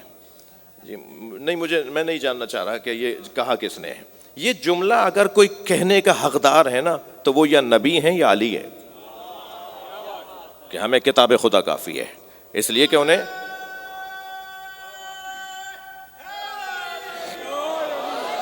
تو ہر ایک کے لیے ہر جملہ نہیں ہے، ہر ایک کے لیے ہر ایک جملہ نہیں ہے۔ بعض ہوتے ہیں خطبہ اور نئی جو محنت کر رہے ہوتے ہیں، آ رہے ہوتے ہیں آگے ممبر پہ، یا مثال کے طور پہ وہ تقریر سیکھ رہے ہوتے ہیں، تو وہ بزرگوں کی تقریروں کو یاد کر رہے ہوتے ہیں، رٹ رہے ہوتے ہیں، تاکہ تھوڑا سا ان کا حجاب کھلے، تھوڑا سا ان کو تکلفات ان کے برطرف ہوں، تھوڑا سا ان کے جو اعتماد ہے وہ بحال ہو۔ مگر بعض لوگوں کو یہ توجہ نہیں ہوتی کہ وہ بزرگ کے جملے تھے، میرے نہیں ہیں۔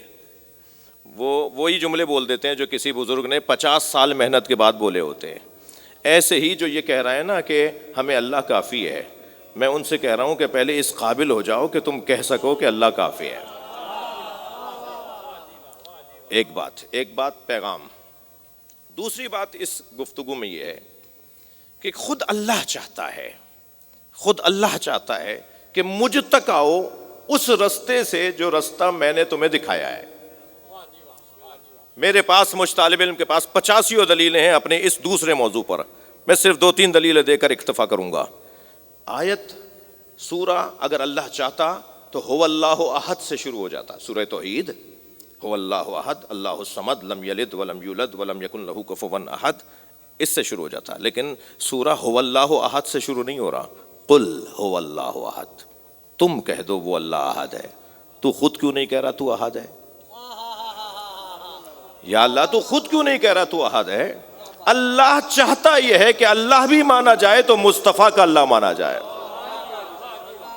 جو میرا نبی سمجھا رہا ہے وہ اللہ مانو، ورنہ تم بار بار پریشان رہو گے، جگہ جگہ جا کے بند گلیوں کا شکار ہو جاؤ گے، جو تم 85 سال میں جا کے تجربے کر کر کے کہیں پہنچو گے۔ میں تمہیں پہلے مرحلے پہ ہی صحیح پتہ بتا رہا ہوں۔ اگر اللہ کے نظام کے مطابق نہیں چلیں گے تو ہمارا تو طریقہ یہ ہے کہ بندہ تو بھائی تجربے کر کر کے ہی باکمال تک پہنچتا ہے۔ جی تجربے کر کر کے صادقین نے جو پہلی پینٹنگ پیش کی ہوگی وہ آخری کے برابر ہے کیا؟ جی میر انیس نے جو پہلا مرثیہ لکھا وہ آخری مرثیہ جب قطع کی مسافت شب آفتاب نے اس مرثیے کے برابر ہے کیا؟ جیسے جیسے مشق بڑھتی چلی گئی ایسے ایسے ان کا تجربہ بڑھنے کے ساتھ ان کا کمال بھی بڑھتا چلا گیا۔ تو کمال اگر بندہ حاصل کرنا چاہے، خود سے حاصل کرنا چاہے، تو بندہ کمال حاصل کرنے کے لیے تجربات کا سامنا کرتا ہے۔ بہتر نہیں ہے کہ اللہ ہی سے پوچھ لیا جائے تاکہ پہلے مرحلے پہ کمال مل جائے۔ اللہ کے نظام کے مطابق چلیں۔ وہ چاہتا یہ ہے کہ تم مجھ تک آؤ، مگر ان ہستیوں کے ذریعے سے آؤ جنہیں میں نے اپنا مقرب قرار دیا ہے۔ ایک لفظ استعمال ہوتا ہے تقرب، ایک لفظ استعمال ہوتا ہے قرب۔ ہم جب نیت کرتے ہیں نماز پڑھنے کی، روزہ رکھنے کی، تو ہم کیا نیت کرتے ہیں؟ قربتاً اللہ۔ یہ جو قرب ہے نا، یہ نتیجہ ہے تقرب کا۔ توضع اور وضو اس کی مثال اچھی رہے گی۔ توضع ایک عمل ہے جو انجام دیا جا رہا ہوتا ہے، اس کا نتیجہ وضو ہوتا ہے۔ ایسے ہی تقرب کا نتیجہ قرب ہے۔ ہم جتنے کام کر رہے ہیں وہ قرب کی خاطر کر رہے ہیں، مگر یہ کام قرب نہیں ہے، قرب ان کا نتیجہ ہے۔ اور نتیجہ جب ملے گا کہ جب تقرب کی کیفیت میں نیت سالم ہو۔ جتنی نیت پاک ہوتی چلی جائے گی اتنا درجہ ہمارا بلند ہوتا چلا جائے گا۔ عزیزو، اللہ نے ہمیں اللہ بھی دیا ہے تو نبی کے ذریعے دیا ہے۔ میں ایک سیمینار میں حاضر ہوا، دانشور تشریف فرما ہے، ایک یونیورسٹی کے اندر خطاب اور ایک سیمینار سے خطاب تھا، تو اس کے بعد سوالات کا سلسلہ شروع ہو گیا۔ تو ایک جوان نے کہا جی حدیث کی پہلی کتاب تو 300 سال کے بعد لکھی گئی، ابن حشام نے لکھی، تو ہمیں حدیث کی ضرورت کیا ہے؟ حدیث کی پہلی کتاب تو نبی کی رحلت کے 300 سال کے بعد سامنے آئی، تو ہمیں حدیث کی ضرورت کیا ہے؟ ہمیں قرآن کافی ہے، ہمارے لیے قرآن کافی ہے۔ اب میں اس بحث میں نہیں جا رہا کہ یہ قرآن کافی ہے کو کتنا سجا کر آپ کے اور میرے دماغ میں بھی ڈالا گیا ہے جی، مثلا یہ سجاوٹ ہی ہے نا کہ ہمیں قرآن کافی ہے۔ حدیث تو ویسے ہی بہت مدت کے بعد سامنے آئی، تو میں نے اسے کہا بیٹا تمہاری غلط فہمی ہے، حدیث کی کتاب 300 سال کے بعد لکھی گئی، حدیث 300 سال کے بعد نہیں آئی۔ پہلے حافظ کا لفظ، آج تو ہمارے یہاں حافظ کسے کہا جاتا ہے؟ جو قرآن کا حافظ ہو نا، تھوڑی سی گردن ہلا دیجئے، پابندی نہیں ہے یہ قرآن کا حافظ ہمارے یہاں حافظ کہلاتا ہے نا۔ ماضی میں قرآن کے حافظ کو حافظ نہیں کہتے تھے، حدیث کے حافظ کو حافظ کہتے تھے۔ سنی شیعہ سب کے ہاں، پورے عالم اسلام میں جب کسی کے نام کے ساتھ حافظ ابن عسقلانی، حافظ جاہز، حافظ کا لفظ جہاں جہاں لکھا ہوا ہے 700 سال 800 سال 600 سال پرانے بزرگوں میں، اس سے مراد حدیث کا حافظ ہوتا تھا۔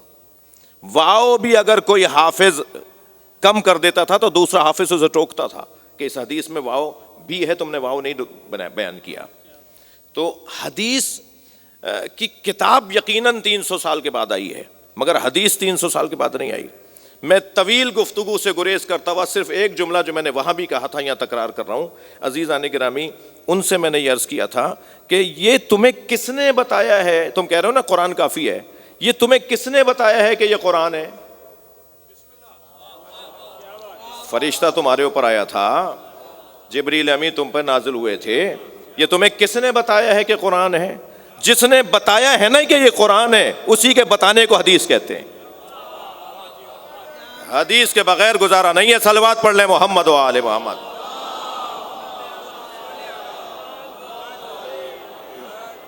اور بھائی ہمارا تو عالم یہ ہے کہ ہم تو الف لام میم کا ترجمہ نہیں کر پائے تو تفسیر کیا کریں گے؟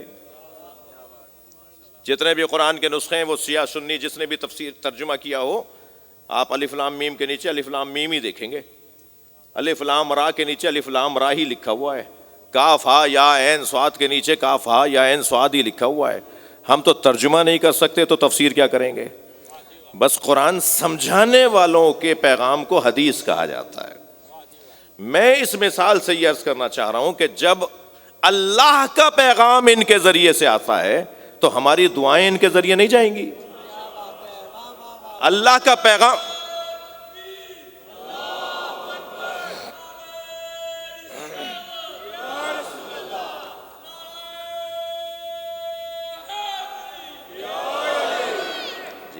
جی بابا، جب اللہ کے سارے پیغامات ان کے ذریعے آ رہے ہیں تو پھر ہماری دعائیں بھی انہی کے ذریعے سے اوپر جائیں گی، ہماری حاجتیں بھی انہی کے ذریعے سے اوپر جائیں گی۔ اور پھر آخری ایک جملہ کہہ کر چند جملے مصائب کے پڑھوں گا۔ صرف حاجتیں ہی تو نہیں ہیں جو ان کے ذریعے پہنچانی ہے، یہ تو خوب مفاد پرستی ہے، یہ تو خوب ذاتیات ہے کہ ہماری دعائیں بس کسی طرح ان کے ذریعے سے پہنچ جائیں۔ صرف دعائیں تھوڑی پہنچانی ہے، خود کو بھی تو اچھا بنانا ہے۔ وہ جو خود کو اچھا بنانا ہے اس کے لیے اللہ نے کیا وسیلہ بنایا ہے؟ ہمیں اچھا بنانے کے لیے بھائی اگر میں 2 گھنٹے تک گلاب بیچنے والے کے دکے پہ بیٹھوں تو 4 گھنٹے تک میرے اندر سے گلاب کی خوشبو آتی ہے۔ جو 70 سال سے حسین حسین کر رہا ہو اس کا کردار اچھا کیسے نہیں ہوگا؟ یہ گھرانہ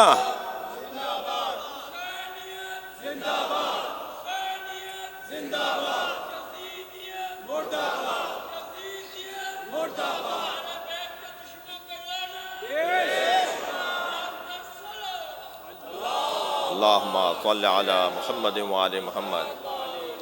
عقیدہ توسل کا ایک حسین منظر یہ ہے کہ ہمارے لیے کوئی نمونہ عمل ہستی ہو جس کے مطابق میں زندگی گزاروں تو مجھے یقین ہو کہ اللہ ایسا ہی چاہتا ہے، اور اللہ ایسا ہی چاہتا ہے۔ اگر مجھے اطمینان حاصل کرنا ہے تو پھر کچھ ایسی ہی ہستیاں ڈھونڈنی ہوں گی کہ جنہیں اللہ چاہتا ہے، جن کو چاہتا ہے اللہ، جن کو پسند کرتا ہے اللہ۔ لہذا وما تشاؤون الا ان یشاء اللہ، آپ تو چاہتے ہی نہیں ہیں وہ کہ جو اللہ نہ چاہتا ہو، آپ وہی چاہتے ہیں جو اللہ چاہتا ہے۔ اللہ کی چاہت کا اگر کوئی معیار بن جائے، اللہ کی مرضیوں کا اگر کوئی عنوان اور کسوٹی بن جائے تو وہی وسیلہ ہے، وہی در حقیقت ہمیں قرب الہی کا ذریعہ ہے۔ ہمیں اپنے ضمیر کو مطمئن کرنا ہے کہ ہم جس دروازے پر بیٹھے ہیں اس سے اچھا دروازہ نہیں ہے. دنیا کہاں بیٹھی ہے، کون کس کو کیا مانتا ہے، انہیں خود مبارک ہو، مگر یہ مجمع انہیں اپنا بڑا مانتا ہے جن کا ذکر اطمینان قلب عطا کرتا ہے. سب سے زیادہ بڑا سرمایہ، سب سے بڑی دولت وہ اطمینان قلب ہے، جو کسی بھی دولت اور کسی بھی پیسے سے قابل مقایسہ نہیں ہے. سب سے بڑی دولت اطمینان قلب ہے، اور اطمینان قلب حاصل ہوگا صاحبان نفس مطمئنہ کے تذکرے سے. جن کے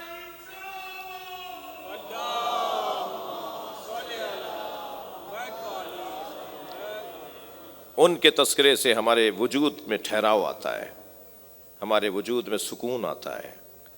جو اتنے جنازے اٹھانے کے باوجود بھی، اتنی مصیبتیں دیکھنے کے باوجود بھی مطمئن نظر آ رہے ہوں، جنہیں قرآن سورہ مبارکہ فجر کی آخری آیت میں صاحبان نفس مطمئنہ بولتا ہے، یا ایتھا النفس المطمئنہ ارجعی الی ربک راضیۃ مرضیہ. اے صاحب نفس مطمئنہ، اپنے رب کی طرف پلٹا اس حالت میں کہ راضیۃ مرضیہ. تو اپنے رب سے راضی، مرضیتاً راضیہ نہیں ہے، یہ راضیتاً مرضیہ ہے.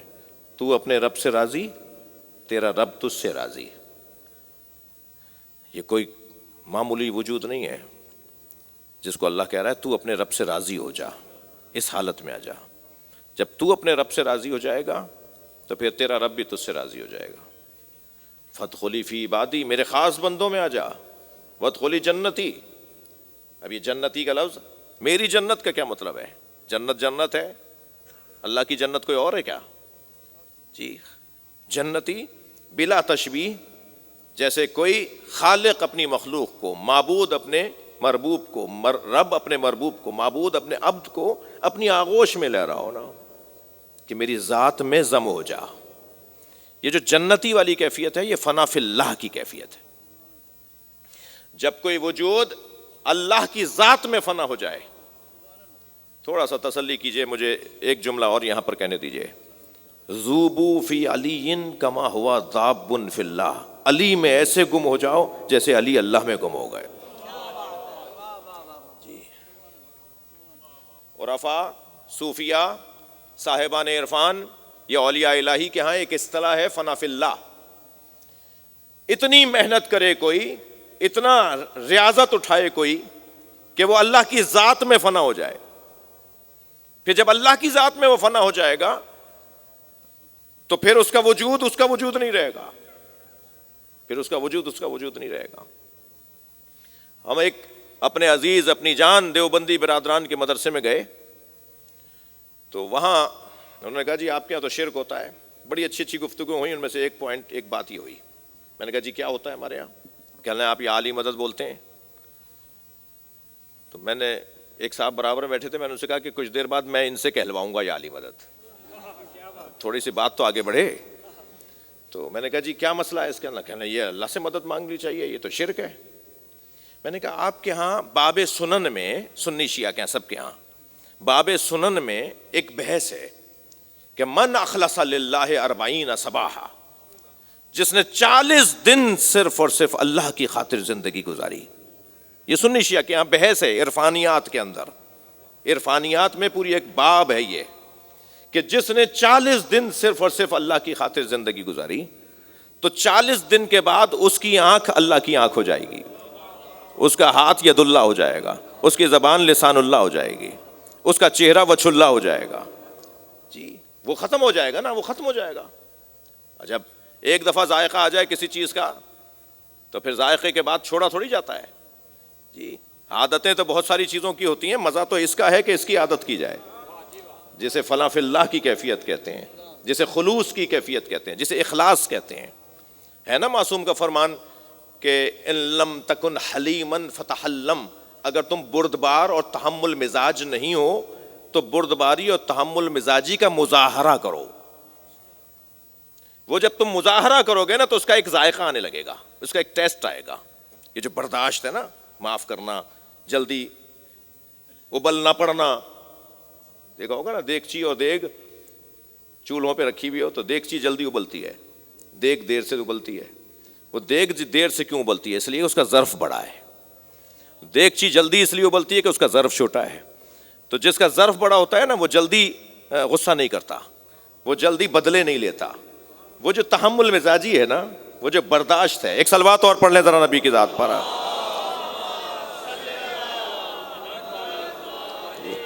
یہ جو تحمل مزاجی کا مزہ ہے نا، ذائقہ ہے، اس سے کئی اچھے ذائقوں میں ایک ذائقہ تحمل مزاجی ہے.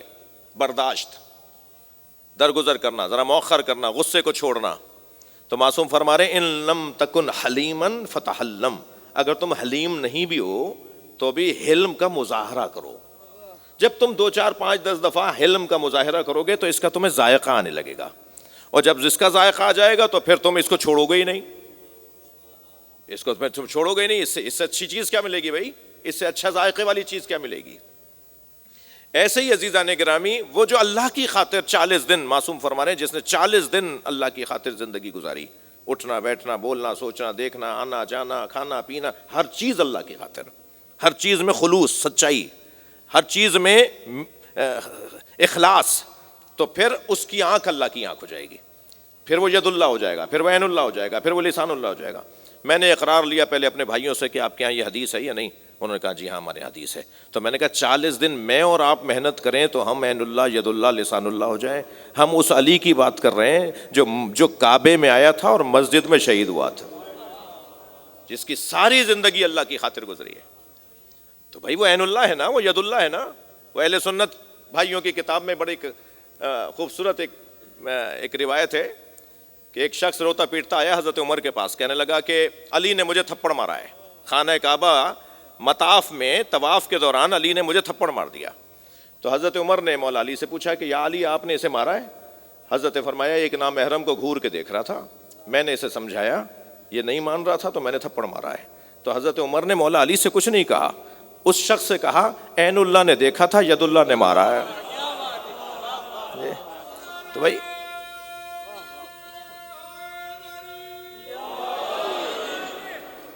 اس گھر سے وابستگی کا، ان کے تذکرے سے وابستگی کا جو حسین نتیجہ ہے وہ ہماری طبیعتوں میں، ہمارے مزاجوں میں ٹھہراؤ ہے. جی پاکستان میں تو ویسے ہی ہم سب کو اس کی بڑی شدید ضرورت ہے. روزانہ کوئی نہ کوئی ایک نیا پیغام ہے، روزانہ کوئی نہ کوئی ایک نئی الجھن ہے. ایسے ملک میں تو اس فارمولے پہ عمل کرنا انتہائی ضروری ہے. کوئی بھی مطمئن نظر نہیں آ رہا، عجیب و غریب سی کیفیات ہیں. زیادہ بات کروں گا تو شاید کسی آپ کو نہیں کہیں اور بات جائے تو وہ پریشان نہ ہو کہ بھئی کیا بول رہے تھے، مگر حقیقت یہی ہے اس وقت سب سے زیادہ تحمل مزاجی کی ضرورت ہے. مایوس ہونے والا تو ویسے ہی مسلمان نہیں ہوتا. جی دروازہ چھوڑ کے چلے جانے والا، ہجرتیں کرنے والا، میدان چھوڑ کے بھاگ جانے والا ویسے ہی علی والا نہیں ہوتا. لہٰذا تحمل مزاجی سے اچھی امید رکھ کر وقت کو گزارنے کی ضرورت ہے. جی اور وہ کیسے حاصل ہوگا؟ وہ اس گھرانے سے جڑنے کے نتیجے میں حاصل ہوگا. جس گھر کا 11 سال کا بچہ یہ کہتا ہوا نظر آئے کہ مجھے موت سے جو پیار ہے وہ شہد سے زیادہ شیریں ہونے کی وجہ سے ہے، میرے نزدیک موت شہد سے زیادہ شیریں ہے. اس گھر کا اگر 18 سال کا جوان یہ کہے کہ مجھے موت سے ایسے ہی پیار ہے جیسے بچے کو اپنے ماں کے سینے سے پیار ہوتا ہے. یہ تعبیرات ہیں جو انہوں نے اپنی زبان پہ جاری فرمائی ہیں. جو آخرش کیا ہوگا بھائی؟ اس انسان کو اطمینان دینے کے لیے آخرش کیا ہے بھائی؟ جو پریشانی آ رہی ہے آخر کیا ہوگا؟ کیا کر لو گے؟ کیا ہوگا؟ موت. تو موت کا ذائقہ تو کربلا والے دے گئے، موت سے پیار تو اہل بیت دے گئے. لہٰذا جو موت سے پنجہ آزمائی، حضرت عباس نے خانہ کعبہ کی چھت پہ جو خطبہ دیا تھا، جو مولا حسین نے مکہ چھوڑا تھا، تو اس وقت میں بڑا وہ 32-34 جملے ہیں اس خطبے میں مولا عباس کے. اس میں ایک جملے میں ارشاد فرماتے ہیں، ایک جملہ حضرت یوں ارشاد فرماتے ہیں کہ انتم غلطتن التی وقعتم فیہ القریش، تم ایک غلطی کا شکار ہو جیسے قریش والے غلطی کا شکار تھے. وہ یہ سوچ رہے تھے کہ وہ نبی مکرم کو سرکار دو جہاں کو مار دیں گے، اور انہیں یہ نہیں پتا تھا کہ نبی کو بچانے والا علی موجود ہے۔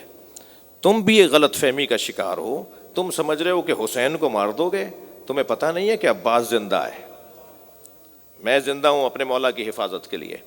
اور پھر اس کے بعد والا جملہ جس کی خاطر میں نے یہ جملہ بھی سنا دیا، اس میں فرماتے ہیں اللہ اکبر، اتخافون بالموت، کیا تم ہمیں موت سے ڈراؤ گے؟ کیف کان فی الرجولیہ ونحن فی الطفولیہ، کیف کان فی الرجولیہ ونحن فی الطفولیہ، ہم بچپن میں موت کی کلائی موڑتے تھے، اب تو جوان ہوں۔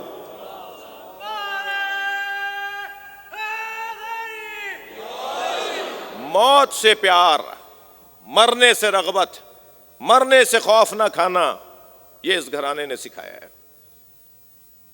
موت کی مجلس ہے، چلیے کچھ دیر کے لیے موت کو مارنے والوں کا تذکرہ کریں، تبھی تو وہ شہید ہیں، تبھی تو وہ زندہ ہیں، تبھی تو وہ اللہ کے یہاں سے رزق پاتے ہیں۔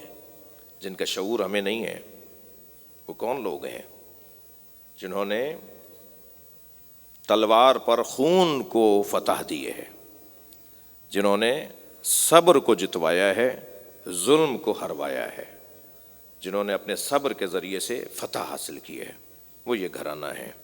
اللہ کا شکر ہے کہ میں اور آپ جہاں بیٹھے ہیں اس سے اچھی جگہ نہیں ہے۔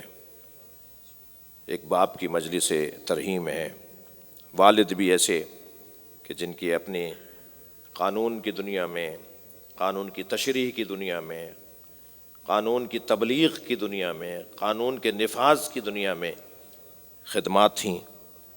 پھر ان کے والد جسٹس جمیل حسین رضوی، ان کی خدمات تو شاید ہی کوئی پاکستان کا شہری ہو جو ان کی خدمات سے آگاہ نہ ہو، اور اگر آگاہ نہ ہو تو پھر اسے آگاہ ہونا چاہیے۔ سید محمد دہلوی کے بعد اور مفتی جعفر حسین سے پہلے قائد ملت جعفریہ جسٹس جمیل حسین رضوی تھے۔ جسٹس جمیل حسین رضوی قائد ملت جعفریہ تھے، 1-2 سال نہیں، مدتوں اس مملکت کے اندر بسنے والے اہل بیت کے چاہنے والوں کی پشت پناہ، مددگار، رہنما، وہ جسٹس جمیل حسین رضوی تھے۔ میں نے ضیاء حیدر صاحب مرحوم مغفور سے ایک کتاب تالیف کر رہا تھا، کچھ چیزیں طلب کی، کچھ مانگی، کچھ میں نے مدد مانگی، مرحوم مغفور نے وہ چیزیں مجھے فراہم کی، اور ہم نے اپنی کتاب میں وہ ان کے والد سے متعلق وہ معلومات شائع کی ہے۔ بہت جلد انشاءاللہ اس بڑی لائبریری کے اندر بھی، جو محمدی مسجد میں ابھی مجھے لائبریری سے بھی میں دیکھی، اس میں بھی ہم بھیجیں گے، اور پورے پاکستان کی لائبریریوں میں وہ 15 جلدی کتاب ہے جس کی پہلی جلد میں جسٹس جمیل حسین رضوی کا میں نے تذکرہ کیا ہے۔ بڑا گھرانہ ہے، بڑا خاندان ہے، خدمت گزار لوگوں کا خاندان ہے۔ اللہ سے دعا ہے کہ اللہ اس خاندان میں خدمت گزاری کو مسلسل فرما دے۔ ان کے بچے، ضیاء صاحب کے بیٹے، ضیاء صاحب کے بیٹوں کے بیٹے، یہ سب ملت، قوم، مملکت کی خدمت میں مصروف رہیں، اللہ انہیں یہ توفیق عطا فرمائے۔ عزیزو، یقیناً ایک باپ کا جانا اولاد کے لیے سخت ہوتا ہے، مگر سلام ہو اس بیٹے پر جو بابا کے لاشے پہ آیا ہے تو لاشا پہچاننے میں نہیں آیا۔ سلام ہو امام زین العابدین علیہ السلام پر جب کربلا کے میدان میں عصر کے بعد امام حسین کا لاشا پامال کر دیا گیا۔ سنیں گے 10 نانجیبوں نے اپنے گھوڑے دوڑائے، آواز آئی عبرت بنا دو حسین ابن علی کو، تاکہ کوئی ریاست کے خلاف، حکومت کے خلاف سر نہ اٹھا سکے۔ لاشے کے ساتھ وہ کرو کہ لوگ دیکھ دیکھ کے گھبرانے لگیں۔ آواز آئی کہ کوئی ہے کہ جو حسین کے لاشے پہ اپنا گھوڑا دوڑائے، اسے انعام دیا جائے گا۔ 10 نانجیبوں نے اپنے گھوڑوں کو تازہ سمیں لگائیں، تازہ نالیں لگائیں، نالیں، لوہے کی نال ہوتی ہے، اور وہ گھوڑے مشرق سے دوڑنا شروع ہوئے اور مغرب کی طرف دوڑنے لگے۔ درمیان میں حسین مولا کا لاشا تھا۔ میں پوچھ سکتا ہوں رونے والوں سے کہ وہاں تو منظر دیکھنے والوں میں ایک بہن بھی ہے نا، جناب زینب کبریٰ پہ کیا گزر رہی ہوگی؟ روایت کہتی ہے کہ جناب زینب نے اپنے دونوں ہاتھ اپنے سر پہ رکھے۔ جو عرب دنیا کا دستور تھا، اگر کوئی خاتون گھر سے باہر نکل کر اپنے دونوں ہاتھوں کو سر پہ رکھ کھڑی ہو جائے تو گزرتے ہوئے لوگ سمجھ جاتے تھے اس کی کوئی حاجت ہے، یہ کچھ مانگنا چاہ رہی ہے۔ جناب زینب نے کئی مرتبہ سر پہ ہاتھ رکھا، مگر کوئی نہ تھا جو آگے بڑھ کے پوچھتا زینب تمہیں کیا چاہیے؟ پھر میری بیوی نے فریادیں کی کوئی میرے بھائی کو بچائے، اور پھر مشرق کے گھوڑے دوڑنا شروع ہوئے تو حسین مولا کے لاشے تک آنے سے پہلے روک دیے گئے۔ تو سوچا ہوگا نا جناب زینب نے کہ کوئی نکل کر آیا ہے، وہ یہ کہہ رہا ہوگا کہ میں نے اسے نبی کے دوش پہ دیکھا ہے، میں نے اسے نبی کو دیکھا کہ زبان چسا رہے تھے، میں نے دیکھا کہ نبی سجدے میں تھے تو یہ حسین پشت نبی پر تھا، شاید کوئی نکل کر آ گیا ہے اور گھوڑوں کو روک دیا گیا ہے۔ لیکن ماجرا کچھ اور تھا۔ کہنے لگے حبیب کا لاشا اٹھا لیا جائے، زہیر کا لاشا اٹھا لیا جائے۔ ایک ایک لاشا اٹھایا جاتا رہا، تنہا حسین کا لاشا رہ گیا۔ مشرق کے گھوڑے مغرب دوڑ گئے، مشرق کے گھوڑے مغرب دوڑ گئے۔ جب آئی ہیں نا جناب زینب، جب آئے ہیں نا امام سجاد، تو بابا کا لاشا پہچانا نہیں گیا۔ میں سخت جملہ مقتل کا تاریخ کا جملہ ہے، امام کی پسلیاں کمر سے نکل رہی تھی، امام کے لاشے کو جناب زینب دیکھ نہیں پائی تھی۔ جب جناب زینب آئی تھی نا تو فرمایا تھا انت اخی زینب، کیا تم ہی زینب کے بھائی حسین ہو؟ یہ سنی شیعہ نے مرثیہ لکھا ہے۔ پچھلے دنوں مولانا طارق جمیل نے یہ پوری روایت پڑھ کے سنائی ہے جو میں اب سنانے جا رہا ہوں آپ کو۔ یہ سنی شیعہ کتابوں میں جناب زینب کا مرثیہ ہے۔ جب جناب امام سجاد بابا کے لاشے پر آئے تو امام سجاد سے بابا کا لاشا دیکھا نہیں گیا، تو لاشے کو دیکھ کر امام سجاد کا رنگ متغیر ہونے لگا، چہرے کا رنگ بدلنے لگا، لگ رہا تھا کہ کچھ ہی دیر میں روح پرواز کر جائے گی۔ جناب زینب کس جتن سے اونٹ پر بیٹھی ہیں اس کا بیان بہت مشکل ہے۔ میری بیوی نے دیکھا اگر کچھ دیر ہوئی نا تو زین العابدین کی روح پرواز کر جائے گی، تو بیوی نے اونٹ کے بٹھانے کا انتظار نہیں کیا، کھڑے اونٹ سے خود کو گرا دیا، اور جب بیوی گری ہیں تو امام سجاد نے بابا کا لاشا چھوڑ دیا، قریب آ کے پھوپھی کو سہارا دیا۔ فرمایا پھوپھی اماں یہ کیا ہوا؟ فرمایا پہلے تم بتاؤ تمہارا کیا حال ہے؟ فرمایا 2 قدم آگے آئیے اور بابا کا لاشا دیکھیے، اللہ کسی بہن کو بھائی کا ایسا لاشا نہ دکھائے۔ جناب زینب کبریٰ امام حسین کے لاشے پر آئیں۔ اب وہ مرثیہ جو سنی شیعہ نے لکھا ہے، جناب زینب نے امام حسین کا لاشا غور سے دیکھا اور دیکھ دیکھ کر پائنتی کبھی سرہانے چکر کاٹنے لگیں، کبھی سرہانے آ جاتی ہیں کبھی پائنتی آ جاتی۔ امام سجاد نے فرمایا پھوپھی اماں کیا دیکھ رہی ہیں؟ فرمانے لگی سالم جگہ ڈھونڈ رہی ہوں جہاں بوسہ دوں۔ امام حسین کے بدن پہ بی بی کو کوئی سالم جگہ نظر نہیں آئی تو کٹی ہوئی گردن کا بوسہ دیا، اور اس کے بعد مرثیہ پڑھا جو میں جملے سنا رہا ہوں آپ کو۔ بی بی نے نبی کو مدینے کی طرف رخ کر کے آواز دی صلی علیکہ یا رسول اللہ ملیک السما، اے اللہ کے رسول آسمان کے فرشتے آپ پر سلام کرتے ہیں، وہذا حسین، یہ آپ کا حسین ہے جسے آپ زبان چساتے تھے، جسے آپ گود میں اٹھاتے تھے، جسے آپ دوش پر بٹھاتے تھے، یہ ہے آپ کا حسین، مرمل بالدماء، جو خاک اور خون میں غلطان ہے، مقطوع الاعضاء، جس کے جوڑ جوڑ علیحدہ کر دیا ہے، مسلوب العمامۃ والرداء، جس کا عمامہ اتار کر لے گئے، جس کی ابا اتار کر لے گئے۔ اور پھر یہ جملہ کہنے کے بعد ایک ٹھنڈی سانس لی اور فرمایا وَبَنَاتُکَ سَبَايَا، یہ تو آپ کے بیٹے کا حال ہے اور آپ کی بیٹیوں کو بھی اسیر بنا لیا، نانا آپ کے بچوں کو مار دیا، آپ کی بچیوں کو اسیر بنا لیا، الا لعنت اللہ علی الظالمین۔ یا اللہ ان آوازوں پہ رحمت نازل فرما، مرحوم و مغفور سید ضیاء حیدر کے درجات کو بلند فرما، ان کی کوتاہیوں سے درگزر فرما، انہیں اعلیٰ علیین میں مقام عطا فرما، انہیں جنت الفردوس میں جگہ عطا فرما، پسماندگان کو کار خیر کی توفیق عطا فرما، امام زمانہ کے ظہور میں تعجیل فرما۔ سورہ فاتحہ سید ضیاء حیدر ابن سید جمیل حسین۔ بسم اللہ الرحمن الرحیم، الحمدللہ رب العالمین الرحمن الرحیم مالک یوم الدین، ایاک نعبد و ایاک نستعین، اہدنا الصراط المستقیم صراط الذین انعمت علیہم غیر المغضوب علیہم ولا الضالین۔ بسم اللہ الرحمن الرحیم قل هو اللہ احد اللہ الصمد لم یلد ولم یولد ولم یکن له کفوا احد بسم اللہ الرحمن الرحیم قل هو اللہ احد اللہ الصمد لم یلد ولم یولد ولم یکن له کفوا احد اللہم صل علی محمد وعلی محمد. مغفرت کے لیے بلند صلوات پڑھیں.